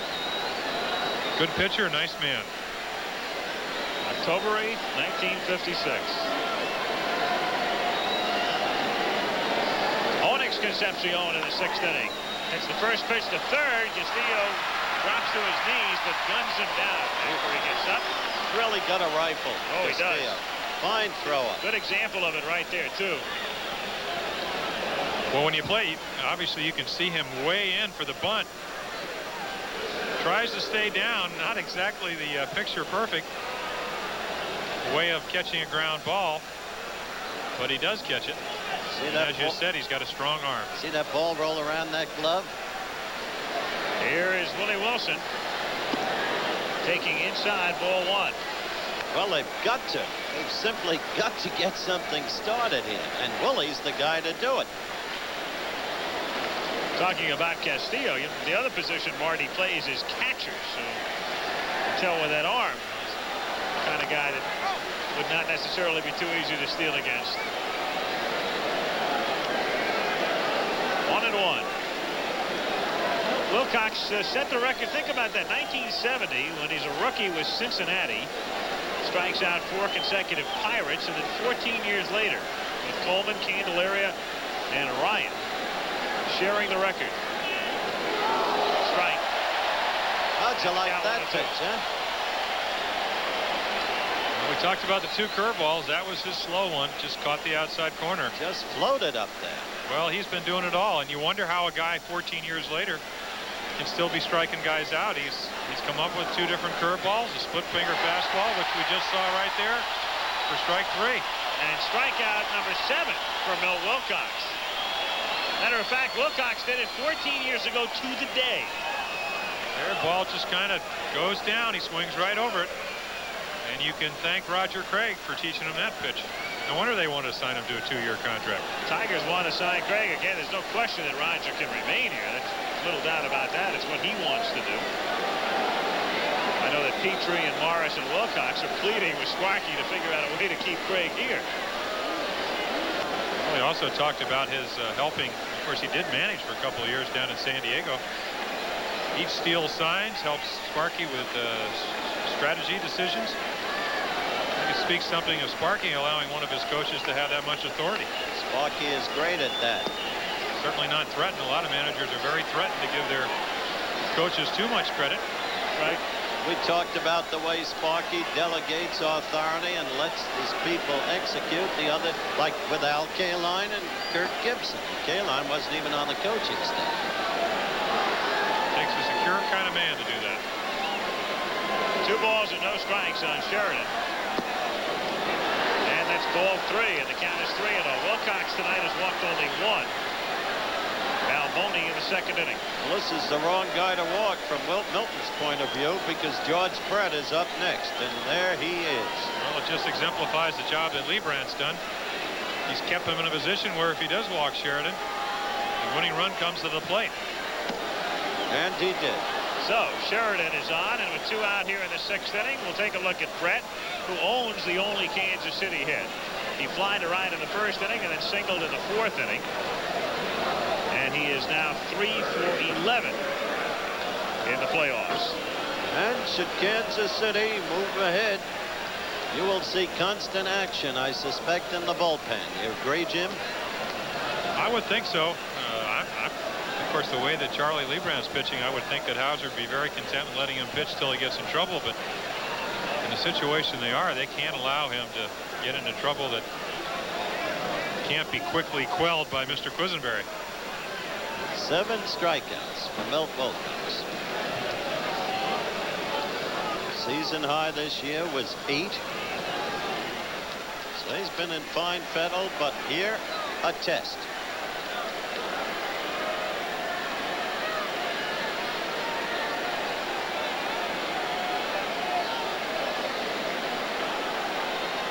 Tigers on top, 1-0. Only run of the game in the 2nd inning. Singles by Garbey and Evans, and a ground out by Castillo. A force play produced it. Brett gets under it and lifts it in the air to left center field. And Chet Lemon makes the catch. So that's that for KC in the 6th. And at the end of 5 1/2, the frustration mounts for the Royals. 1-0. Going into this game, you've got Liebrandt against Wilcox. Neither man has completed a single game this year. Do you therefore see the ultimate storyline of this game as a showdown again between the relievers?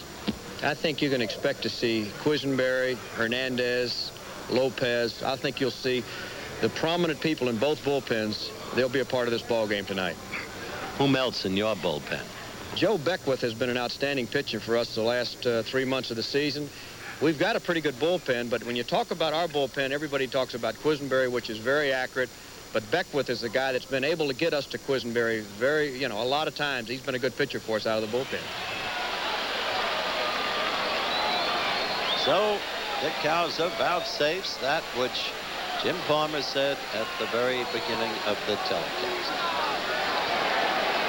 Lance Parrish comes up in the bottom of the 6th inning, facing Leibrandt. Middle of the order, Herndon and Garbe to follow. 1-0 Detroit, trying to sweep the series. Actually, if I had known he said that, I would have tried to be a little more original, Howard. Oh, you had it, Peg. Oh, well, you would think that would figure. I mean, they might surprise us. Both go 9. Toward the middle, but Concepcion ranges to his left and bounces it, but Balboni digs it out. He is very good at picking up that ball in from the dirt. 1 away. Tigers are trying to keep a trend going. The American League East been very successful in the playoffs in recent years. Have a look at Balboni digging it out.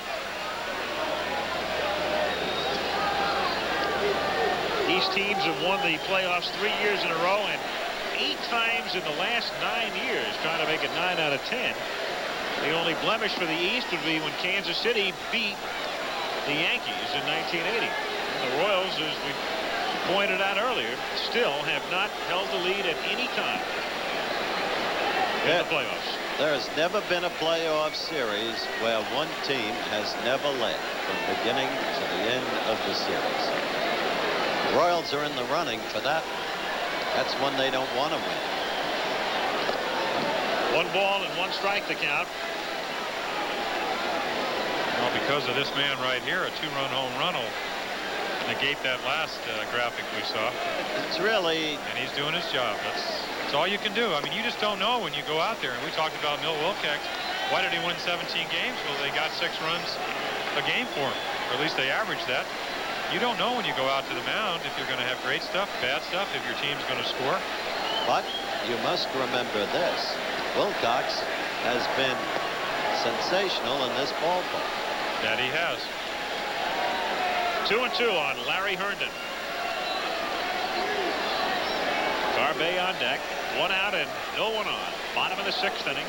Not one pitch in the 90s tonight. Fastest pitch still 88 miles per hour.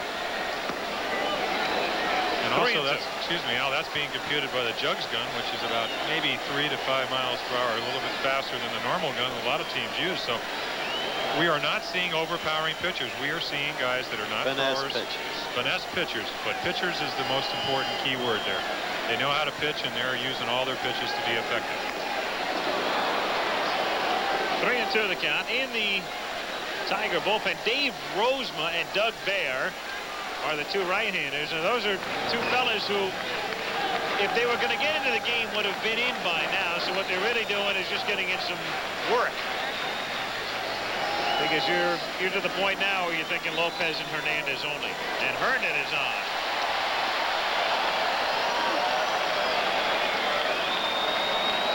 So Larry draws a walk with 1 out in the 6th inning, and Barbaro Garbe comes up, singled and struck out. And in the series, he's 3 for 8. Somewhere along the way, Chet Lemon may explode, because his last turn at bat, he hit that high one that makes the pitcher's heart flutter. Caught in left field. He's just too good a hitter to be shackled this way, especially by a left-hander. And he is on deck here. Herndon at first. Larry has pretty good speed. He's really never manifested it. Been a stolen base threat. Along the lines of Lemon in a way.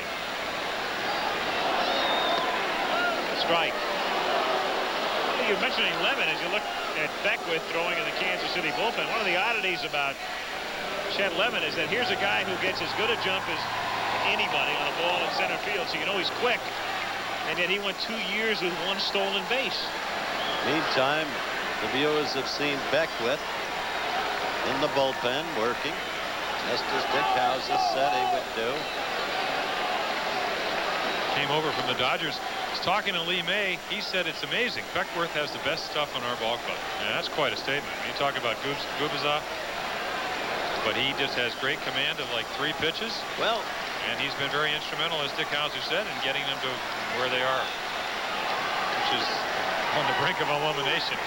You mentioned don't come up with a couple Gubazar, who does, everybody says, have the most stuff. And Sparky was very forthright in analyzing Gubazar. He said, Howard, I really think he's 2 years away from real achievement.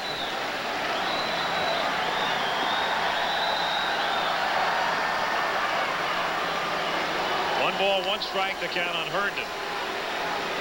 A couple of streaks as you look at the move of Leibrandt. Really bordering on being a balk. If you bring that right foot back across the pitching rubber, you're supposed to have to go home. But this may be one of the advantages of not having major league umpires. I would think if they're running on you like they have, I'd try a balk move. I would think you'd probably be able to get away with it. Yep. A couple of things you don't figure to see with the amateur umpires are balks and ejections.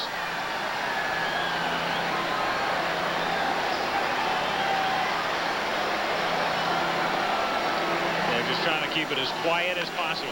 Grounded foul on the count 2-2.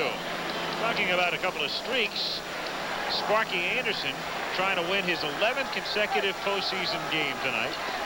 He managed the Reds when they won the 7th game of the 75 series, swept the playoffs in 76, swept the series in 76 for 8, and he's won 2 playoff games and tries to make it a third tonight here for 11. Told you about Dick Hauser the other night. Hauser is now 0-8 in his postseason career. There they are, most consecutive losses in postseason games. Bill McKechnie back in that era. Miller Huggins with 8. Hauser right there. You know who beat Huggins in 23 with his 8th consecutive loss? Casey Stink on a home run. He hit it? Mm-hmm.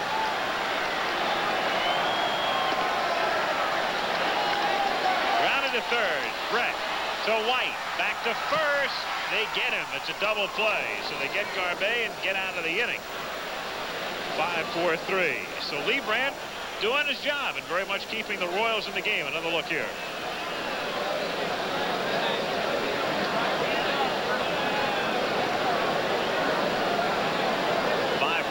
To take care of the Tigers, and so to the 7th we go. Tigers 1, Royals nothing. To left center field, Herndon comes in and makes the catch. 1 out.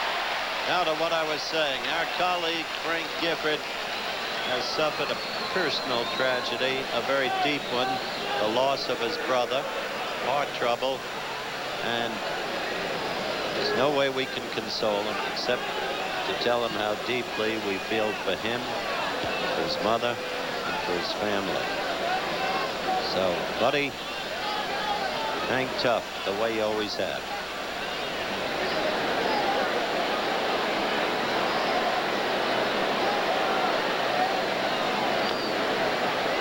Motley grounding the first pitch foul with 1 away here in the 7th inning. 0-1 the count.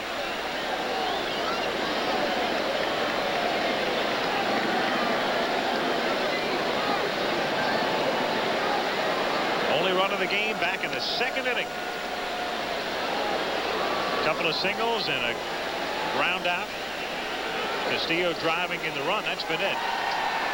And Wilcox has owned the Royals, allowing just 1 hit through 6 1/3. Swing and a miss. Wilcox pitched a 1-hit shutout against Kansas City here in Detroit. Great innings, wasn't it? No, in April of 1982. Went all the way. 2 years ago. Jerry Martin had a 2nd inning single, and that was it. Wilcox, too, you recall, last year almost had a perfect game. Jerry Hairston of the White Sox, 2 out of the 9th inning. Broke it up.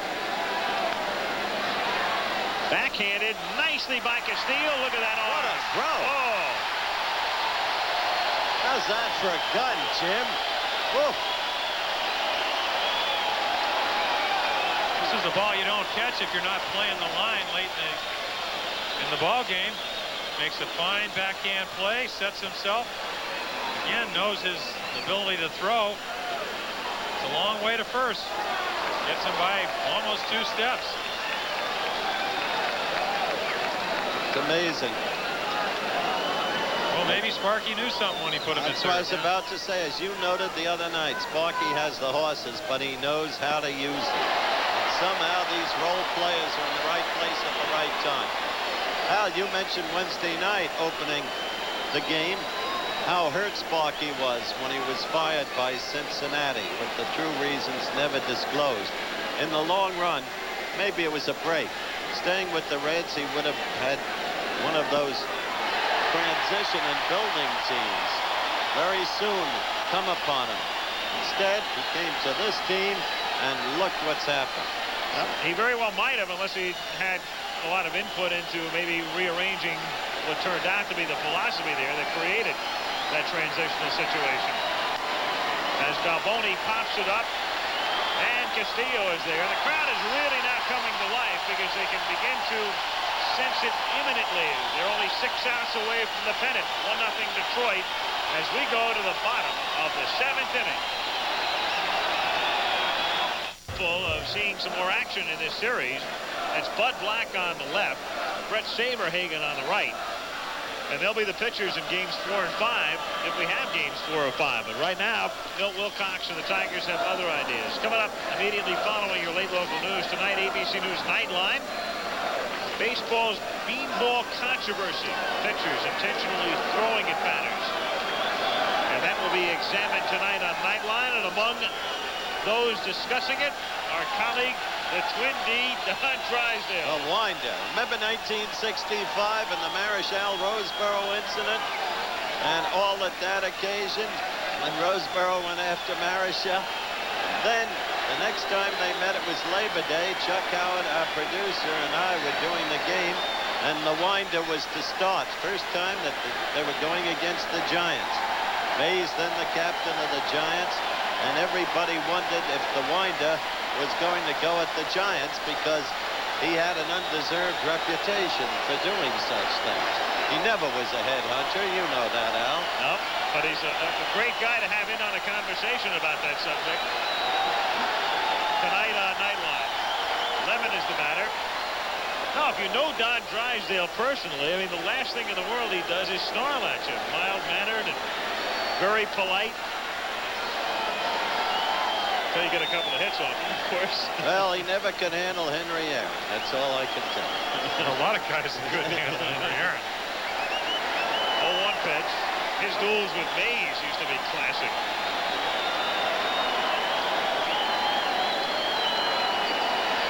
He's going to be playing in a Willie Mays golf tournament in just a week or so in Atlantic City. Winder's a good golfer.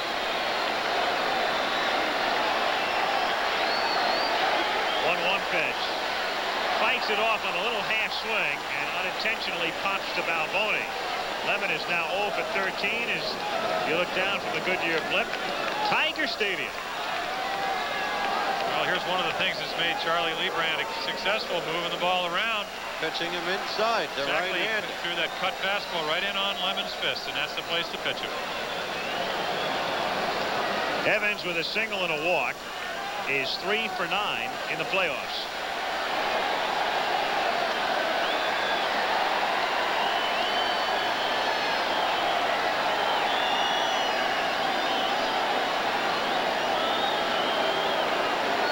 Lebrand, Evans grounding it down to Balboni, and there are 2 away. 2 down.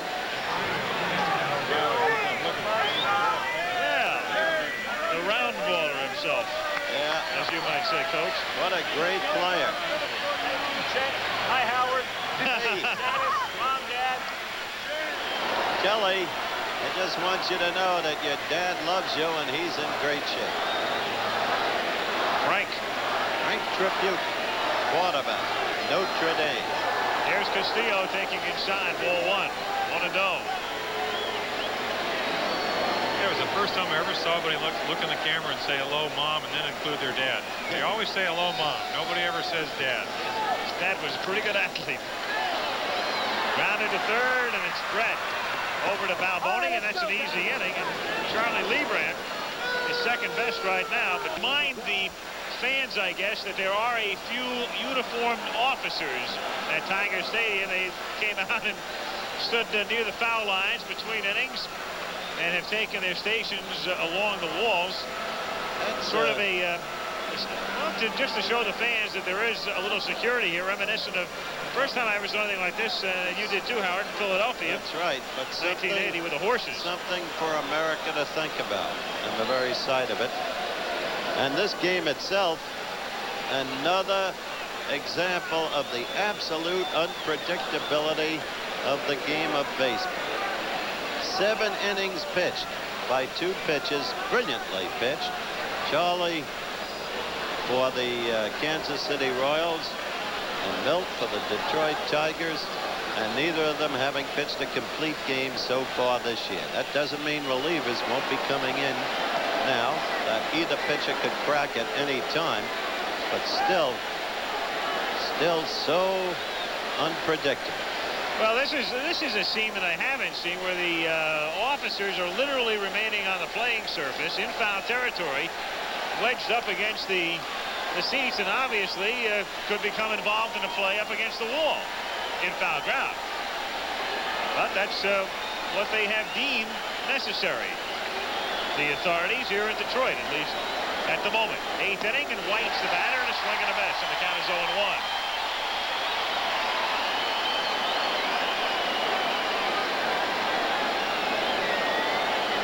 White with Castillo guarding the line at third.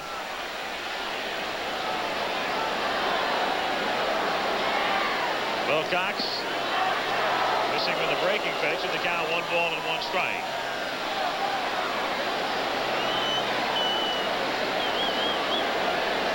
White is 0 for 2 tonight and 1 for 10 in the series.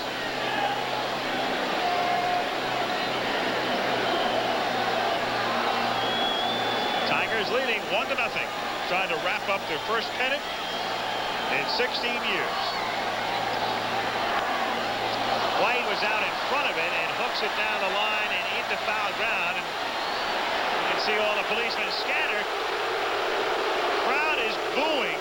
Well, they're booing the presence of the police officers at this particular point, even though that did not figure in the play. But wouldn't that be wild and one for the book, so to speak, if you get some of these fellas involved in a critical play late in the game? I would think a more prudent decision would have brought them out in the 9th inning. I mean, it seems like they, as you said, could interfere very readily with the ball in play. The crowd is now chanting off the field, off the field. They're on the field because of fear of the crowd, because of past occurrences in sporting arenas around this country. They do form an obtrusion in the manner of the bullpen.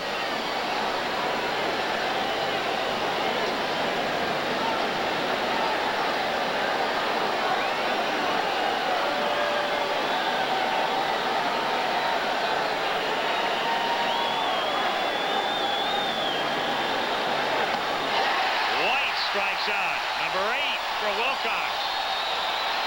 That ties his record. Seasonal high for him.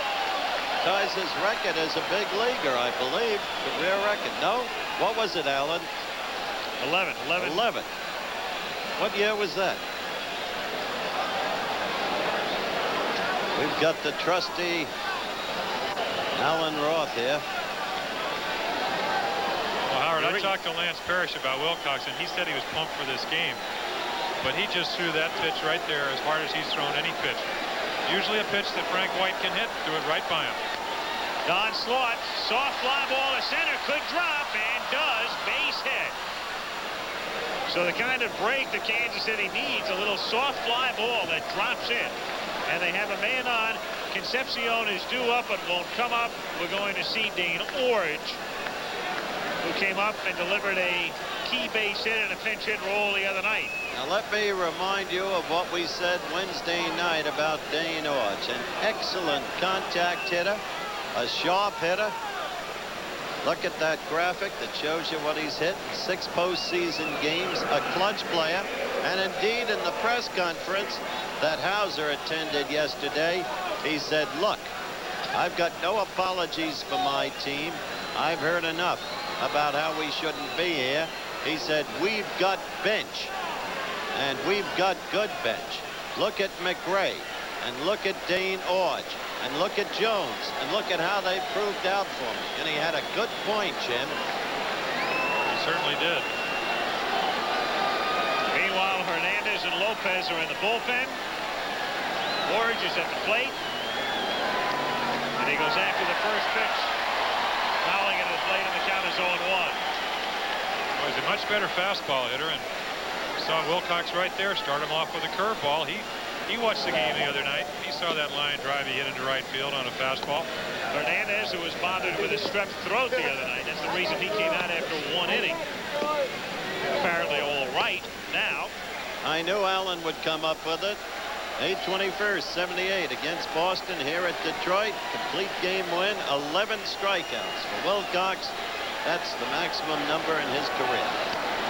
Orge popping it in foul ground and playable back of third. Over comes Castillo, and he makes the catch.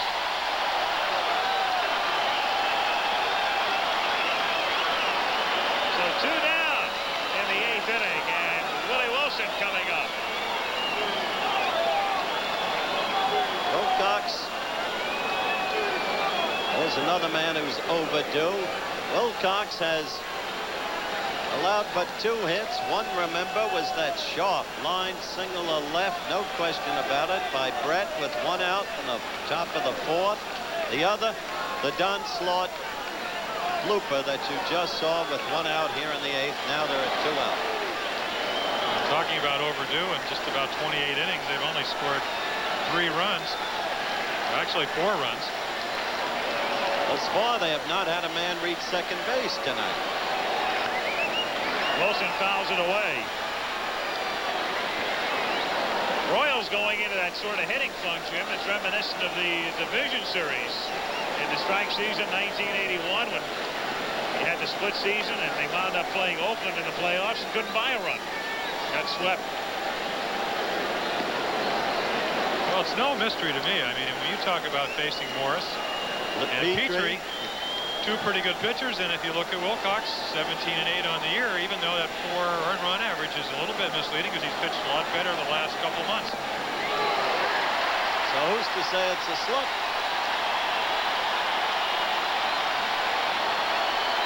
Last year, if you look at the American League Championship Series, Chicago scored almost 900 runs. And look the Oriole pitching. Look what the Orioles did to them. In the meantime, in fact, they were so good I didn't even get a chance to pitch. It's still only a 1-run ball game. Crowd is, well, I still think that Sparky's thinking about who do you want to pitch the 9th inning, or Wilcox get in trouble, Wilcox or Hernandez or Lopez. Wilcox has it grounded down to Evans, who makes a great stop and wins the race to the bag and beats Willie Wilson to the bag.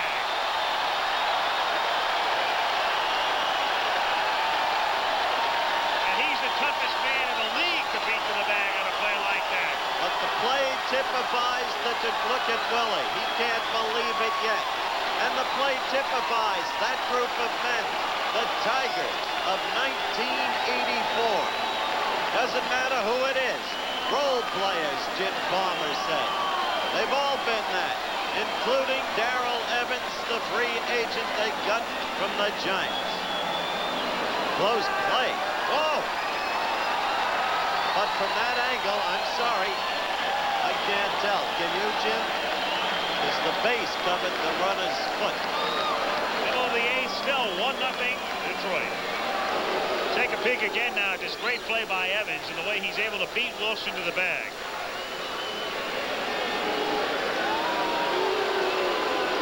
What a stab. Stretching all the way out for it. Now, from this angle, he wins the race.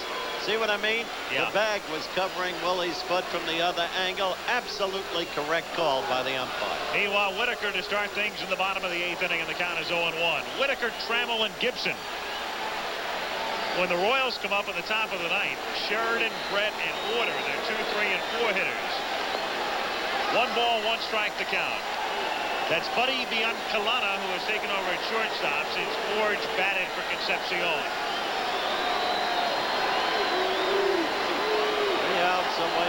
pennant. Meanwhile, Willie Hernandez has just made his way into the Tiger dugout with his jacket on after warming up, which would be the tip-off if they're going to use Hernandez in the 9th inning. And the tip-off that this time he's ready.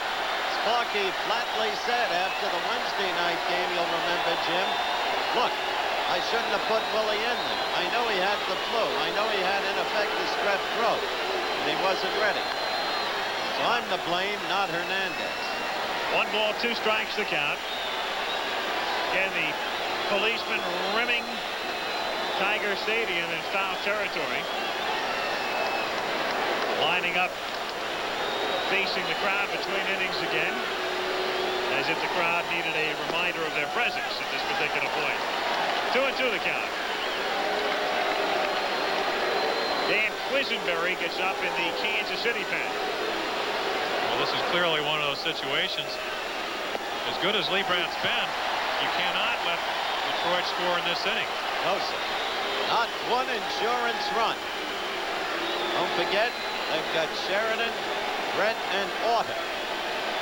Well, you have the men you want coming up. And you've got McRae, in addition, in case Hernandez is put in there. Popped up in foul ground. That'll be over toward the policeman, and Brett tries to work his way through him, and it's back out of play. A lot of things to think about when you're going over there. 14 guys trying to scramble. You're thinking about things like the tarpaulin and the railing. You know, you can look at the face of George Brett. Such a great professional. So many years, and still a young man, only 31. And what a competitor he is, will be, and how it must hurt to be in this situation. Now, we talked about his injuries. Most of them manifest themselves because he plays so hard. Nobody plays any harder than George Brett, all out on every play. I think most people across America think of him as just a guy that can almost hit 400, but if you ever go to a Superstars, you find out what an all-around athlete he is. And Whitaker strikes out, so Liebrandt gets it. Again, Quisenberry, he'd probably come in if anybody gets on, because it's very obvious you cannot afford to give up a run in this inning. Another great lone away slider. No disgrace to pitch this kind of game against the Tigers. Sure isn't. He has pitched an absolutely brilliant game. Personally, he can feel very proud, no matter how it turns out. Well, unfortunately for the Royals, if it turns out 1-0, they got great pitching performances from Saberhagen and Liebrandt. That's right. It turned out for naught.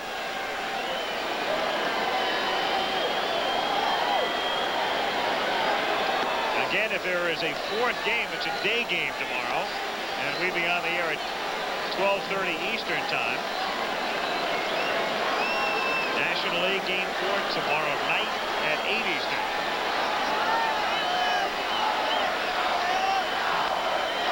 To center and right to Wilson. That's the 2nd down. Trammell gone, Gibson coming up. So he has handled Trammell all night as he has handled Whitaker.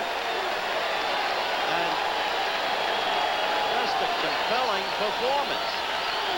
Gibson is 1 for 2. Struck out his last turn at bat. You see it there in the graphic.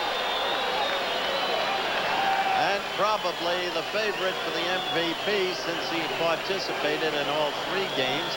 Yet Wilcox, in the clutch game against such a pitching opponent as Liebrandt has proved to be, deserves consideration too, if the Tigers win. Again, the only run of the game tonight. 2nd inning, Garbe singled. Lemon hit into a force. So Chet was at first when Evans singled. Lemon went to 3rd. Then Castillo hit. But ground ball to short. Not hard enough for the Royals to turn the double play. They'll go back and remember it was a pretty close play at first base. There was no question about it. But it was close. The run scored, and that's the only run of the game. 1-1 pitch. Swing and a miss, and the count is 1-2. Liebrandt has not given up a hit since the 2nd inning. Been only 5 hits in the game. 2-1 certainly bodes well for Kansas City next year. If they don't win tonight. Certainly does. Young pitching staff. Gubazzo will have had a year under his belt that he needed. Bud Black, 17 wins, come along. Pitched a little disappointingly in the first game, but certainly the type of guy that you build a pitching staff around. Quisenberry will be back, a young man. Willie Wilson all year. George Brett all year. Have a lot going for him. Maybe a healthy George Brett. Balboni, a year under his belt as a regular first baseman. Liebrandt knocks it down, picks it up, and throws him out. And so Charlie Liebrandt pitches 8 beautiful innings at Tiger Stadium. But as he comes off, he trails 1-0, and we'll be back after this message and a word from your local stations. Jim Palmer, go back and look at the only run of the game. Runners at first and third, 1 out, infield double play depth. Marty Castillo is the batter. Ball not sharply hit. Concepcion shovels to White. He turns it over. And Castillo, no question, beats it, but on a close play at first base, the run scored, and that is it. 9th inning. 2 hits in the game for Kansas City, 3 for Detroit, and Willie Hernandez, the man they've gone to all season, comes out of the bullpen to try to get the final 3 outs and give Detroit its first pennant in 16 years.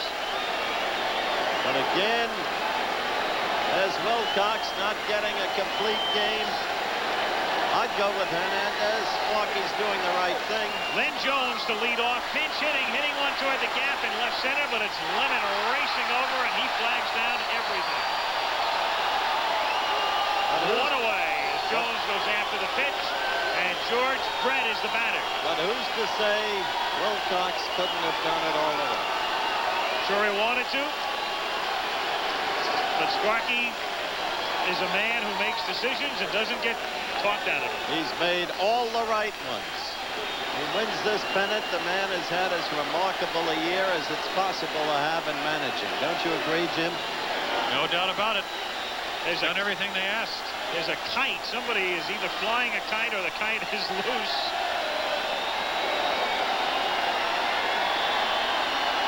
So that's the reason for time. Some of the crowd starting to sing the Sha Na Na goodbye song. Sparky looking for his 11th consecutive postseason win, which He'll would break eclipse Joe McCarthy's record. mark. And the pitch is low, ball 1 to George Brett. 1-0. Orta would be due up next, but Hal McRae has a bat, and McRae will come up to pinch hit. Brett hits it sharply to Evans. He'll do it himself, and the Tigers are 1 out away. And now the crowd is not to be quieted. They stand as one. Look at them.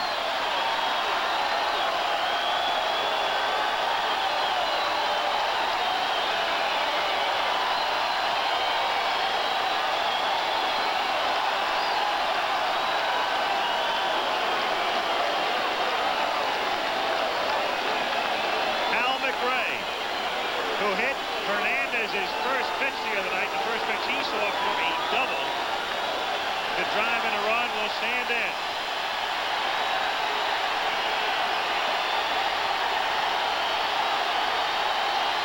Two out of the ninth.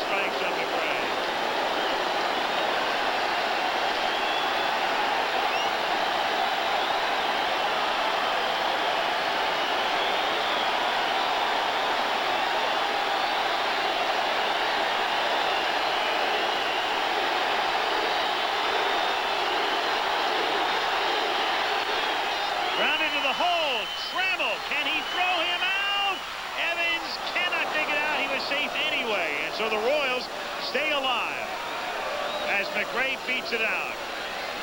So Hal McRae is on, and Darryl Motley comes to the plate for Kansas City. You see how deep Trammell was playing, Jim? Well, the toughest play for a shortstop, going to your right into the hole. On the grass, trying to get leverage, couldn't stop. Then, even if his arm were perfectly sound, he'd never have thrown him out.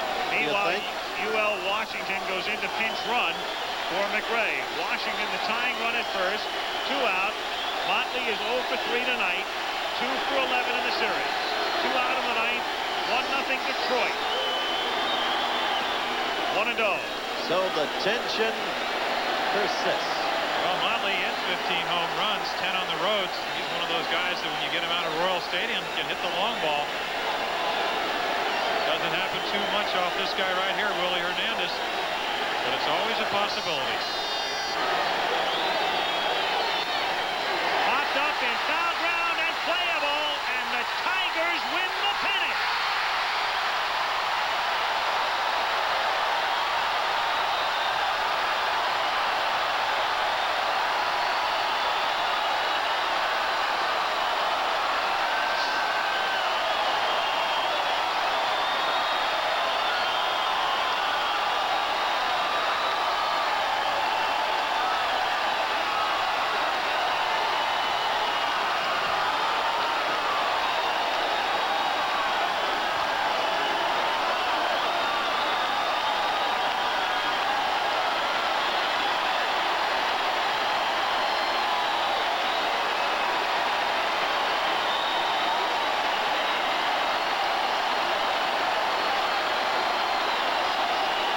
For the first time in 16 years, the Detroit Tigers are the American League champions. They do it convincingly.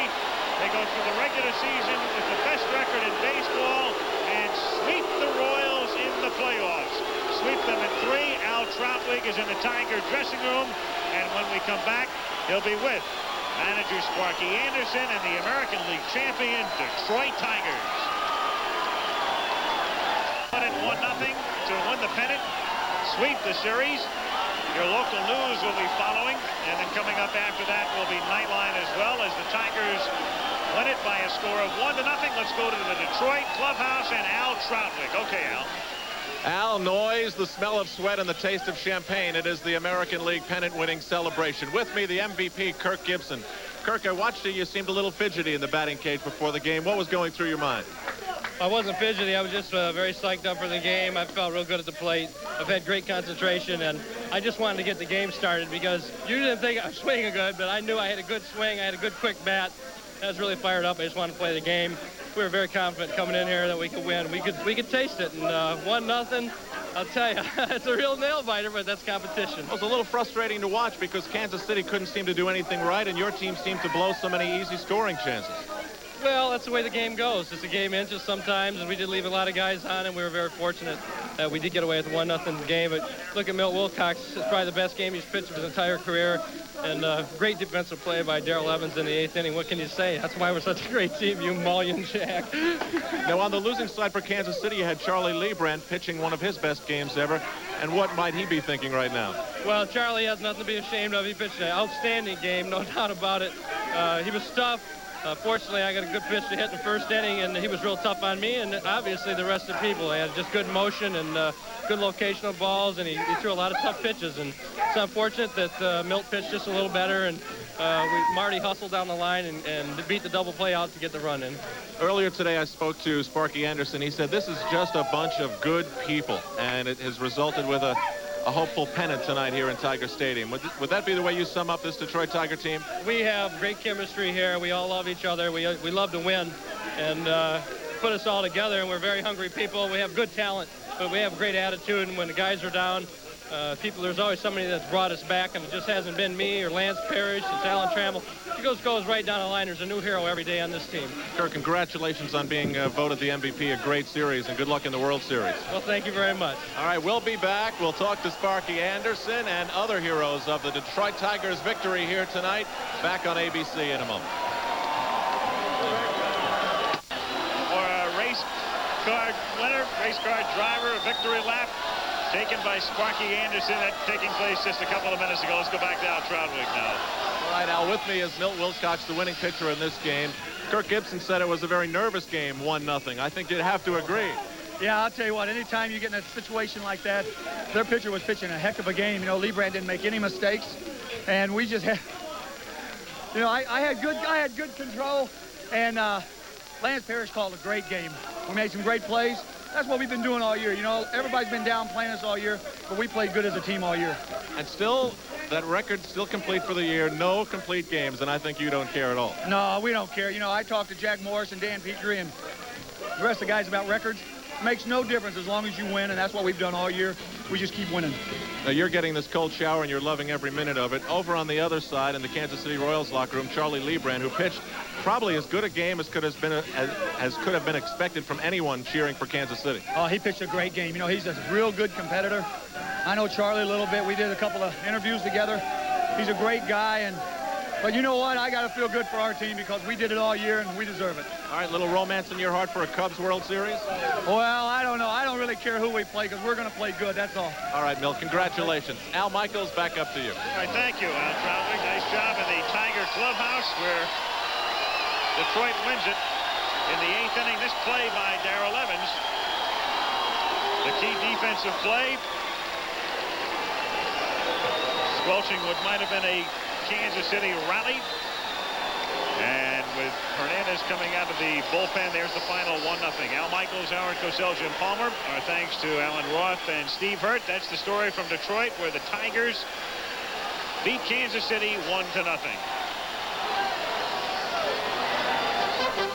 The executive producer